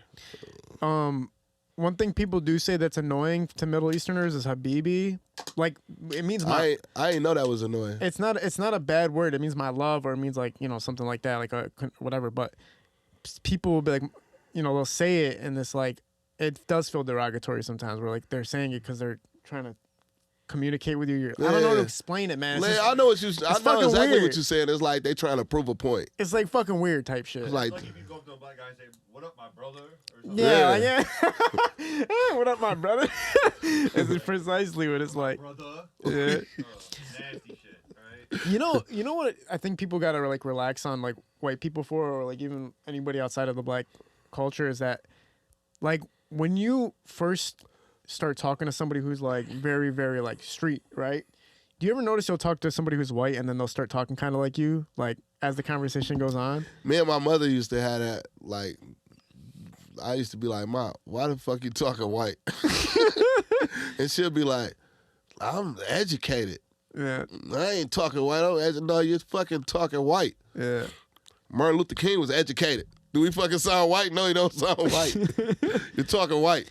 When a white When you person, answer the phone with these white people, you're talking white. Like, stop Yeah. doing that shit. when white people are around black people, it's like that. I do see it happen a lot with my white friends. They'll start talking more like they'll start adding slang to like their But shit. anytime you be around anyone, you're going to start picking up shit. That's Yeah. like Detroit niggas being in Atlanta. We're going to pick up some of y'all shit, Yeah. and y'all going to pick up some of our shit. You probably seen the trends of words happening. Like, I'm sick about it. Like, that shit came out. I love the Detroit rap. I'm sick I'm about sick it. this nigga, you know what I'm saying? I love it. People say I have the most outstanding. I'm sick about it. Like, I'm sick about it. But the thing is funny is my boy Rio was the first. If you ever see my skits, if you ever see the comments, people will always comment that. But my boy Rio was the first person that really say it like that, and I heard him, and I was like, I have Man, to. I seen a diehard Detroit nigga, like OG, he was like arguing with Ray, like, man, y'all be saying words that don't come from here, and y'all saying cap, and you can't say trap, and this, and Ray like, nigga, this how we talk. Like, nigga, we not stuck here no more. We all over, so we picking up shit. They picking up our shit. We picking up they shit. Yeah. Like, I think What Up Though It's was a probably worldwide network. Yeah, What Up Though was probably the first biggest like thing to come from Like, somewhere. okay, this is ours. It's everybody, like anybody who heard this song, you can say What Up Though now, and it's like that thing. That shit died quick as fuck. I heard somebody, I think it was Snoop. Like, I actually like watched the video over. Like, damn, he just said what up though. Yeah. Like, damn, this is Snoop saying it. Like, damn, Snoop saying what up though, and he an OG. You know what I'm saying? Like, it's a real thing. Like, I really like that. Like, in a BMF show, like, whenever you get to see it, they say what up though a lot. I like that. I watched Cash Doll Like, scenes. fucking good. I watched all Cash Doll scenes in that bitch. I seen where she got freaky. I seen her lawyer scene that just came out. I've been watching.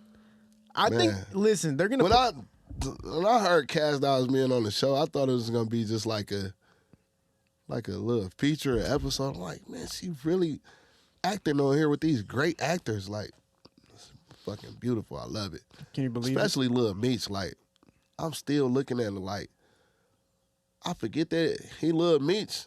Like, I think he Big Meech. I'm just proud of him, man. I met him when he was like 14 years old. For real? Like, I never thought, like, damn, you're acting, bro, and you're doing an excellent fucking job. It's based off his dad, right? His whole character. But So you knew when he was a kid? I knew him. Yeah. Yeah. What was how the hell did you guys know each other? He used to come to the studio. Oh. You know, he was like rapping and shit. Oh, cool. So he would like come to the studio trying to learn about engineering, making beats and all type of shit like that. And then, man, that nigga's he's good. It's a good, solid production. Shout out to Alvason too, man. Alvason treat you the same whether you spending $200 or $2,000. And I see Terry there a lot, Southwest T. And I always just try to like get some knowledge from him. And I got his phone number, and I never like to like just blow him up or ask him shit about the show. But when him and Meech was fighting on the show, I text him like, bro, did y'all really fight no more? He's like, man, we used to fight a lot, but we stuck together. Like, soon as we fight, we'd be ready to go handle business together. But I had to ask him, like, I couldn't take it no more. I'm like, oh, T. What's the behind the scenes of the situation? Like, what actually happened? Right, like me and Primo. Because I know it's like it's BMF, like it's based on a true story. So, you know, like, okay, a lot of this shit is not true, but I couldn't take it no more. I had to ask. Yeah. I figured out, I'm not going to say the names, but I figured out like a couple beefs were fake, which really like fucking bothered me. But like, I remember being the inside guy, knowing what was really going on. As far as what? As far as certain beefs that weren't even real. Like, beefs? Yeah, like in Detroit, like music. And I remember my friends, because I knew I was tapped in, everybody's asking me questions. Like, damn, is this serious? Yeah. But I remember beefs that were real and people were asking me, I'm like, bro, don't ask me about that shit. I don't want to even say nothing about that. Mm-hmm. But like, you become the inside man once you know everything. Or like once you're in it, you become like, what is going on? What's happening?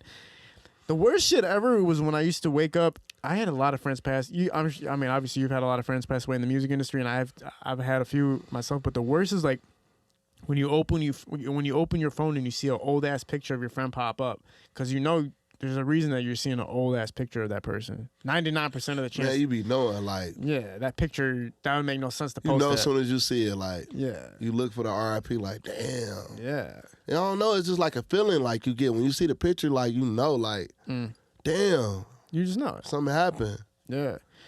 And it's fucked up that like that's the first way that people find out about shit now, like family members and all type of shit. It's like it's sad. Yeah, bro. Like it's so unexpected too, and you don't realize how much you cared about that person. It's always like that. You don't realize how much you care until like they passed away in some crazy ass way.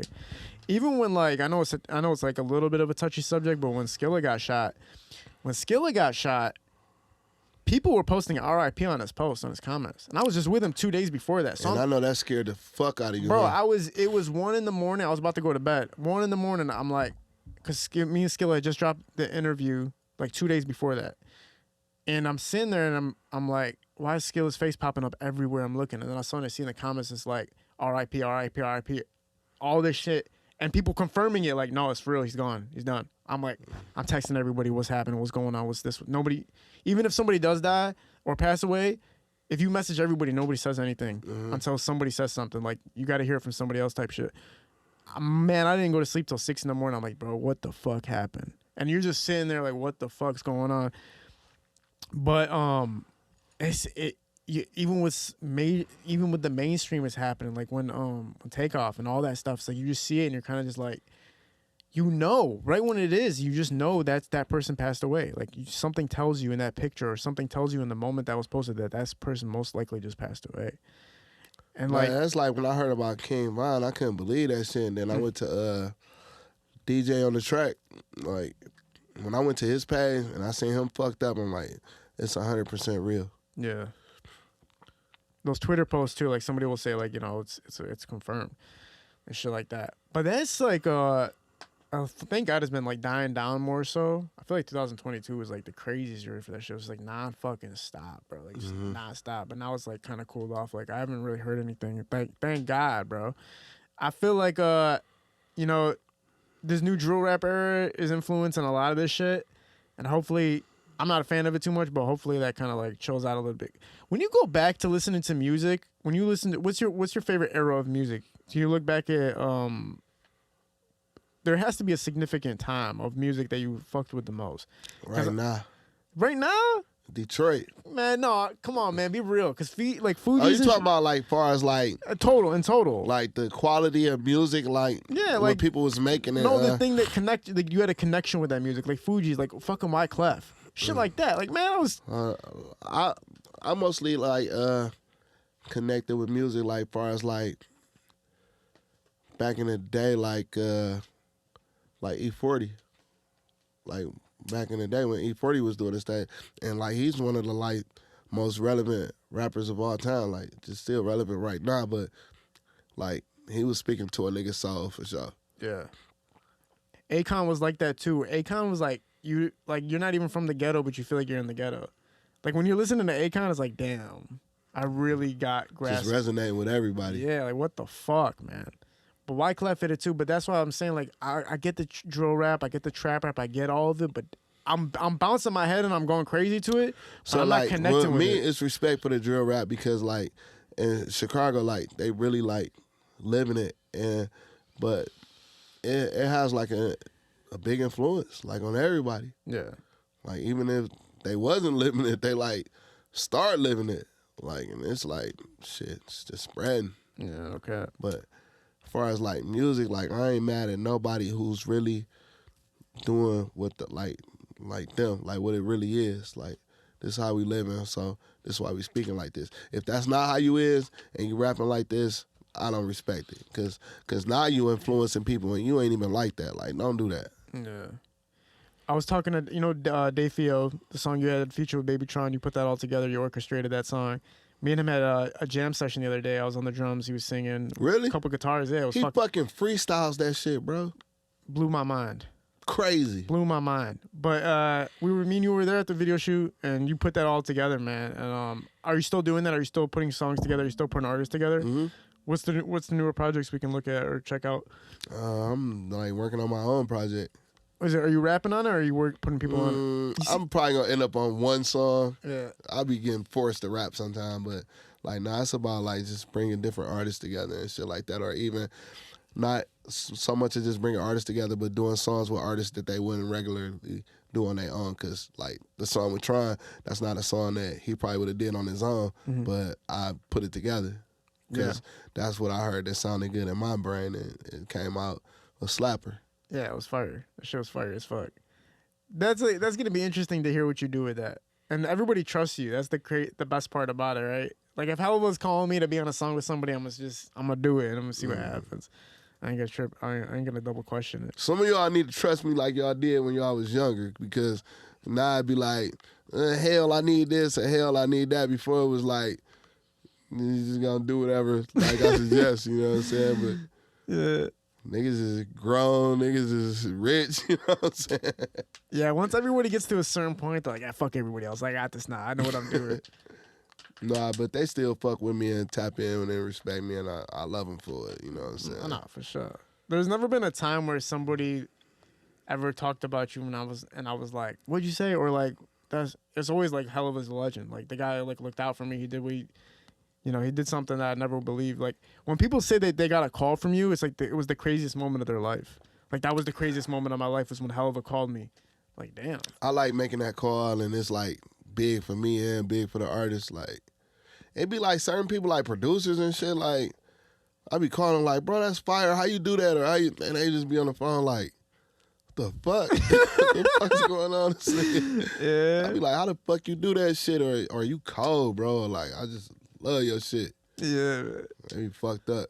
Yeah. Like I was telling Sav, like, you know, I'm a big fucking Stranger Things fan. You fuck with Stranger Things? I haven't watched it yet, man. This nigga crazy. If you're vouching for it, I'll watch it. Stranger Things is that shit. But it was a song in the last season that was like a dope ass song, and I sampled it, and I felt like it was hard. But my son and my nephew did a song off Sav beat, and he sampled it, and I'm like, damn, he fucking did it better than me. Like I openly admitted that, like, that song was hard as hell to his beat, and I met him recently. I'm like, bro, you fucking did that beat better than me. He's looking at me like, this fucking hell of like. That's what I'm trying to tell you, fool. Like sometimes I feel like you don't even realize, bro. But remember when did you watch Us by Jordan Peele, the movie? Yeah. Remember when they mixed 5 on it? Killed it. That was the craziest shit. I still listen to that shit. Man, the fact that they did that was just like, yeah, it was like a big part of the movie. Yeah. The whole feel, everything. Love it. Brilliant. Like, out of all the fucking songs in the world, I got 5 on a song about passing the blunt around. Yeah. Slowed that bitch down. Added some fucking theatrics to it. Like, that's the song they picked and did that shit to. That's kind of like with First Day Out a little bit too, where it's like, you made it a theme. Like, you made it cinematic. Like, a really, like, fucking crazy feel.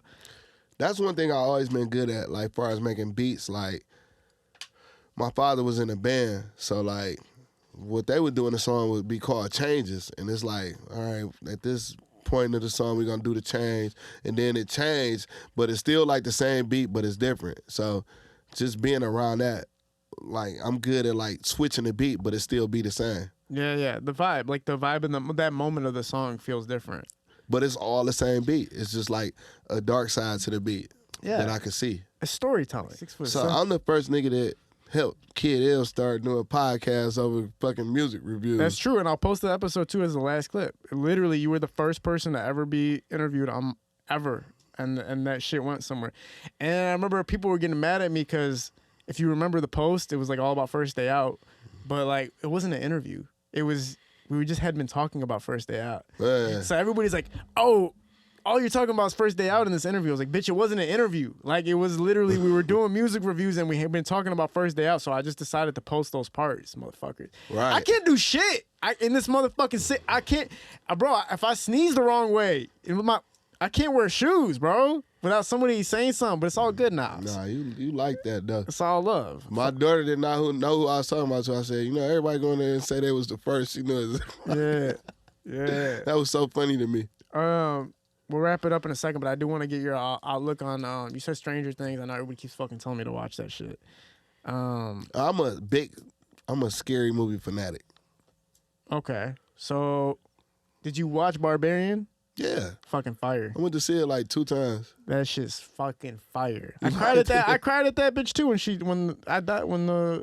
Get the fuck out. I cried. You did not cry when she was telling her she's like mama, like in the end? Nah, hell nah. You didn't cry, Barbarian? Nah. I was too pissed off she dove off the building like that. Like, yeah, that was kind of stupid. Yeah. That was stupid. All right, what's your greatest horror movie list? Man, I got some motherfuckers, man. Hills Have Eyes. Fire. You like scary movies? Yeah, man. Old and new? I don't go before the 90s too much. Don't go before the 90s? Like, you know, they say, what's the most scariest movie of all time? The one with the girls' head spin? Exorcist. Exorcist. I'm not trying Have to you watched it? I don't think it's going to hold up. Does it hold up? Because it's like old-ass footage and shit. You gonna watch it? I promise you, if you say it's worth watching it, I'll watch it. It will fuck. That's one movie that, like, I stay away from it. For like, real? I try not to watch it. So what was the last time I you probably watched watch it like every decade, maybe one time. And it held up the last time you watched it? Every fucking time. All right. It's absolutely horrifying. All right, fine. I like the whole paranormal series. I love Like, paranormal. me and my kids went to see all of them. We was in the movies fucking yelling like, ah. The jump scares. Yeah. And that bitch, Paranormal Activity, when I went to go see it, I didn't know it was a horror movie. I thought it was a sci-fi movie. So when I was watching that bitch, I was just like, that's why I didn't sleep for like 4 nights after that. fucked you up. I didn't know it was a horror movie. I thought it was just like we're watching the aliens because it's paranormal. So, and you probably thought it was real. Nah, I didn't think it was real. I was scared as shit. I was like, I'm scared. I didn't go to sleep for like 4 You know nights. what's some good scary movies that like you probably haven't even heard of or knew they were scary like that? X. Alex is great. The porno. And Pearl? The one they're trying to make that porno? Yeah. Yeah, it's and great. Pearl, did you watch Pearl? No, I didn't watch Pearl. How the fuck you cannot watch X and not watch Pearl? Or is it a continuous, like 1 and 2? It's the prequel to X. Oh, I didn't know that. It's about fucking Pearl, the old lady. Oh, shit. It shows her when she's younger and how she got like that. Oh, shit. Okay. And it's better than X. But they never fucking promote it unless I'm just. They didn't. Yeah, unless I didn't put 2 and 2 together. That No, they didn't. Like, I found out by accident. Like, I watched X and then I'm looking at Pearl like, what the fuck do these movies have to do with each other? And come to find out during COVID, they shot X and they had, like, Switzerland was only one of the only places where you could freely, like, shoot movies and do shit like that. And it was just like, well, we here, let's make a whole nother movie. Yeah. And they made Pearl, and they put them out basically at the same fucking time. Yeah. And didn't even promote them like these movies are together or nothing. Yeah, that's weird as fuck. Weird as hell, but like, if you're really deep into it, you'll know though. Because Yeah. they did that with what's that one series with that motherfucker? What's that really famous motherfucker? There's like 5 parts to the movie. What's that one guy with like 8 personalities, or he's like 21 personalities? Oh, you talking Split. yeah, But there's just like that. Like if you know, you know. Yeah, that's part of Bruce Willis's like whole fucking series. Yeah. there's, like, Yeah. 3 So different parts. Smile was good. Did you see Smile? I didn't watch that. Smile was good. Yeah, I heard mixed reviews, so I stayed away. But I'll check that one Nah, out. Smile is You good. guys ever seen the movie Mandy? Nah. I ain't. It's Nicholas. Nah, what's up with Nicolas Cage? I seen Mandy. Cause I'm a Nicolas Cage fan. Some of these big fucking actors are acting in some bullshit movies now. What's going on? Because he basically lost all of his money. Really? Yeah, he like lost millions and millions and millions of dollars, so he had to do all these movies to get his money back. How did he do that? Just blew it. Look at Mike Tyson. He blew all his money. Allen Iverson blew all his money. He did the same thing. Just blew everything. Wesley Snipes blew all their money, and now they had to do all these bullshit movies. Man. That's all. Watch Pig though with Nicolas Cage. Pig with Nicolas Cage is super fire. Which one? Pig. Somebody steals his pig. Woo! Nah, Mandy was Fire. cool, but I feel like Nicolas Cage as an actor was like is bigger than that. Like it's bigger statue. Like, Wait, yeah. He likes doing smaller roles too. Like, gotta fucking No, like man, it. he went broke, bro. He went super broke. Like he went super broke and had to do all. He had like 50. But he had all these estates, and he didn't realize like that money adds up. Just like Bruce Willis. Bruce Willis went broke. Why do you think Bruce Willis is doing all these bullshit ass movies, man? Bullshit, bro. All bullshit. I would never do that. Bruce Willis went broke. I can see maybe Nicolas Cage, but I would feel like Bruce Willis. I'm pretty sure You could go broke, bro. All the diehards. Bro, Mike Tyson went broke. He had like $300 million or some crazy shit. Allen Iverson. Greatest. That's scary. Yeah. Going broke after being that fucking rich? Yeah. It can drive you crazy. But I think the scariest horror movie I've ever seen was Paranormal Activity. Because I'm not going to lie, that was the one that got me for like 4 days. Which one was like the scariest out of the whole series? The first one, just because I didn't know it was coming. Right. Everything else after that was just really fun and good to watch. Like the Spanish one was sick to me. Yeah, to see it at the movies. Mm-hmm. Crazy. Yeah, the one with they had all the no, I don't like the last one, the 3D one. No, not 3D. I'm talking about when they had all the nuns in the back of that room and they were like doing some shit. You know which one I'm talking about though, the 3D one? I didn't watch Paranormal Activity 3D. Yeah, it's one after the Spanish one. No, I didn't see that. This is bullshit. Sinister. You watch Sinister? Yeah, Incredible. Sinister. Insidious. Conjuring. Yeah. Man, we just used to watch all those fucking movies. Insidious was hard, but like they started getting weak towards the end. So Yeah. like, You guys zombies?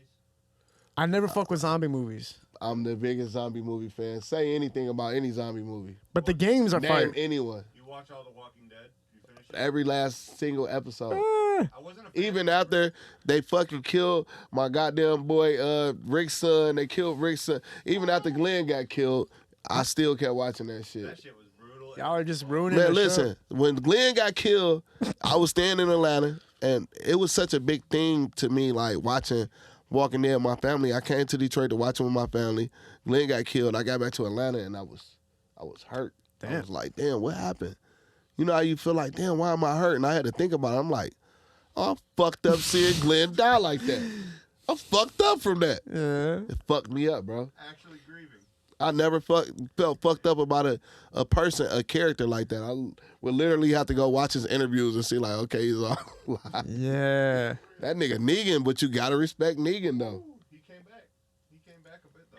Yeah, bro. Negan Watching turned fucking good. Hey, watching though. an actor die and then watching their interview after is the funniest shit ever. Like, he's still alive, right? Right, I'm still alive. He's heartbroken after that shit. What else? You like World War Z? That was great. World War Z is really good. I like how smart like his character was. Like It was dope, even for it to be like a PG movie. Like, That's Brad Pitt, not Tom Cruise. yeah, I was dumb. That's why I stopped. I was like, I'm saying the wrong name. Brad Pitt, it's a but PG movie, and it's still like, it's not PG. yeah, it is. PG-13. PG-13, no Yeah, blood in yeah, there yeah. or nothing, and it's still a beast. That one and that was one of the best zombie Did you movies. see ever. Megan? No. With Arnold Schwarzenegger? Megan. Oh no, The I haven't new seen- movie with the robot girl. No, I haven't seen that one. Shit dope as fuck. Y'all, you haven't seen that either? Man, I took my mom to see that. My mom was losing it. Calling her. 28 days later. You ever seen I heard that was the That crazy. is a I heard that's number 2 one. days ago I watched it. Fuck are you talking about? 2 days ago. Yeah. I had to put somebody up on it like, It's like top 3 as far as horror raters in history movies career. did you like 28? 28 weeks later was no slouch though.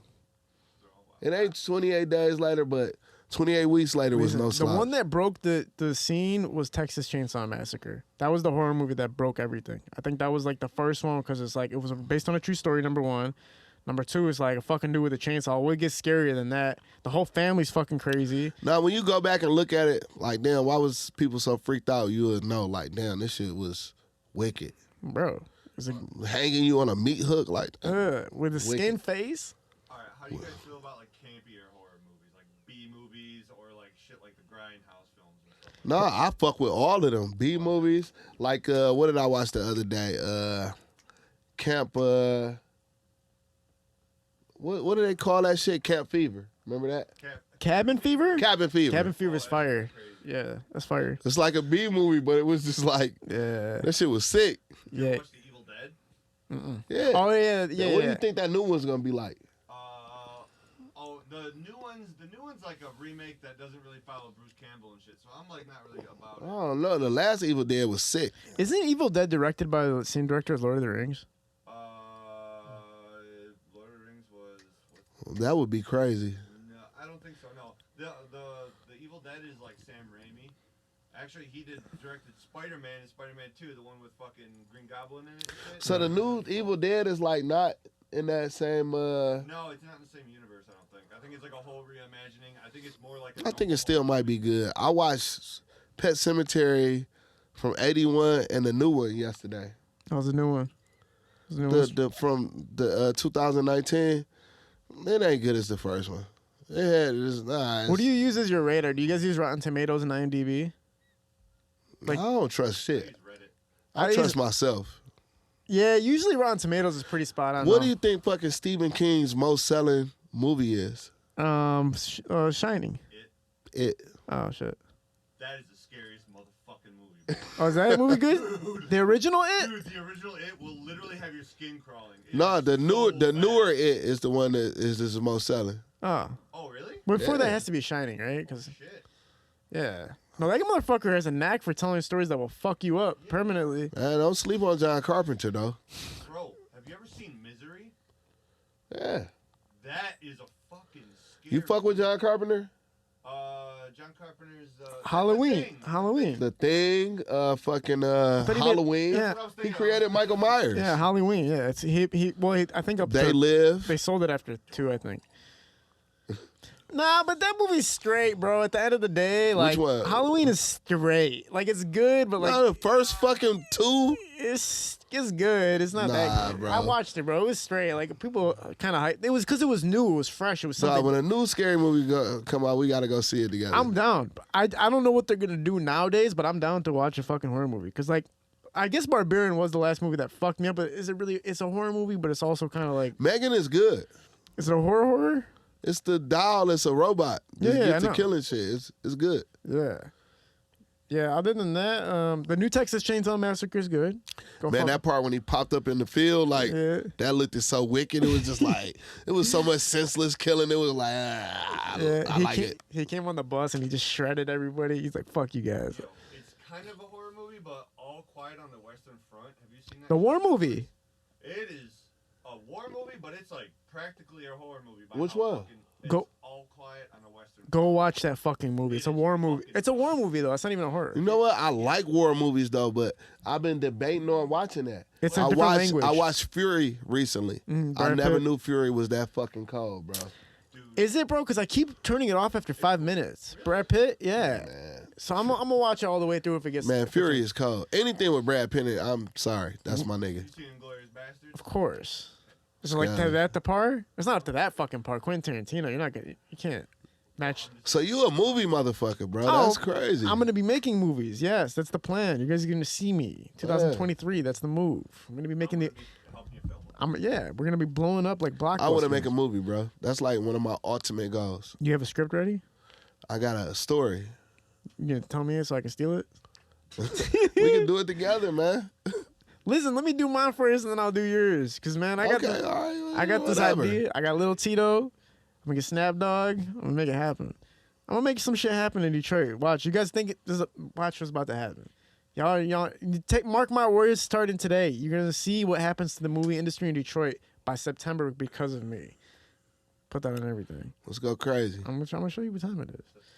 Got it. Bookmark. Would you ever think about trying to do a scary movie? Nah, It seemed like it'd be hard to do, don't it? it's just hard.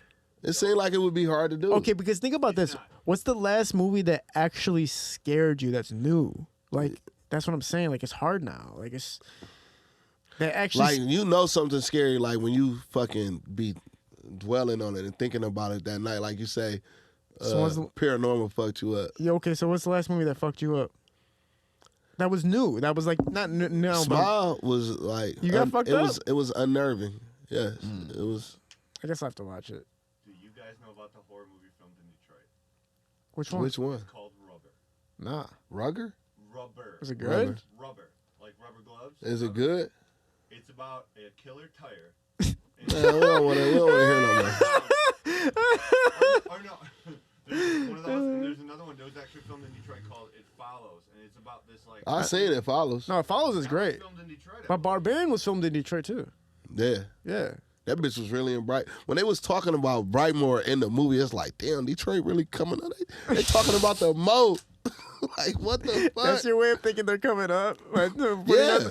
Like, nigga, you never register anything about Detroit in the movie. She's like, you staying in Bright Mode. Like, bitch, you are crazy if you staying in Bright Mode. Like, this is real Detroit shit. Yeah, that's what they told her. They're like, what are you doing staying at Airbnb if fucking Detroit is Like, Bright oh, Mode? hell no. No, Bright Mode. She like, that bitch like, are you serious? Like, bitch, you staying in Bright Mode? Like, no. You know what? That twist was crazy, though, because I thought Dugg for sure. I don't know. It was so easy to tell that it's going to be a twist, but I believe Dugg. I didn't believe Dugg. I thought Dugg was Cap. I thought he was going to plot on her the whole time. Man. And then they got him in the It tunnel. fucked you up. Like, he Yeah. got fucked up. That's Man, he's a major actor, so for him to get fucked up so quick, it's like, oh, y'all don't give a fuck about nobody. That was kind of like when, remember in what's that movie with The Rock and it's Mark Wahlberg and Will Ferrell, and they're cops. Oh, the other guys. The other guys. You ever see the other guys? Yeah. And the scene where Right. Samuel L. Jackson and Dwayne The Rock Right, you see Johnson. these two, like, damn, it's like this movie about to be about these niggas. Yeah, and then they jump off a building and fucking hit the cement. Like, who the fuck would have ever seen that coming in a billion years? Yeah. Even for them to say yes to doing that, like, oh, we're gonna die within 5 minutes of the movie. That let you know that they some cool motherfuckers, Yeah. though, to even do it. Yeah, no cap. Anyway, listen, boys, it's fucking, god damn it, 12:15 in the fucking morning. This is the longest 4 hour, longest podcast in Kiddo podcast history. The person who Man, it feel like 5 minutes, though. it has. I could keep going, but man, Helluva, I'm coming back. you have to. The person who helped set off this fucking podcast, I love you, bro. Thank you for being I love here. you too, bro. Thank you for everything you've done, bro. Also, you're just a cool ass motherfucker to hang out with, man. So it's been a great time. My nigga, I ain't know you was a fucking scary movie fan. It's over with. I'm a movie. I'm gonna be fan. calling your ass like, what you think about it? Yes. I'm gonna be putting you up on classics like The Howling and shit like that. Nothing before 1995. Nah, you gotta try that shit sometime. I can't, bro. I could never get into it. It's just the old footage and just like. The Exorcist was like the top of his class back then, though. So like, it's not like looking at like some terribly old shit. That shit might fuck you up, bro. I'm gonna watch it, and I'm gonna watch it by like in a closed room, headphones or TV. Don't do headphones. Nah, hell no. Hey, you know what I heard fucked people up? You ever play Resident Evil? I played it on the fucking VR Yeah, with the headphones. yeah, I could not do it, bro. I could not do it. VR is next level. Terrified, bro. yeah. Scarier than any scary movie, anything, dog. It's like I looked up and this bitch was right next to me. I'm like, oh shit.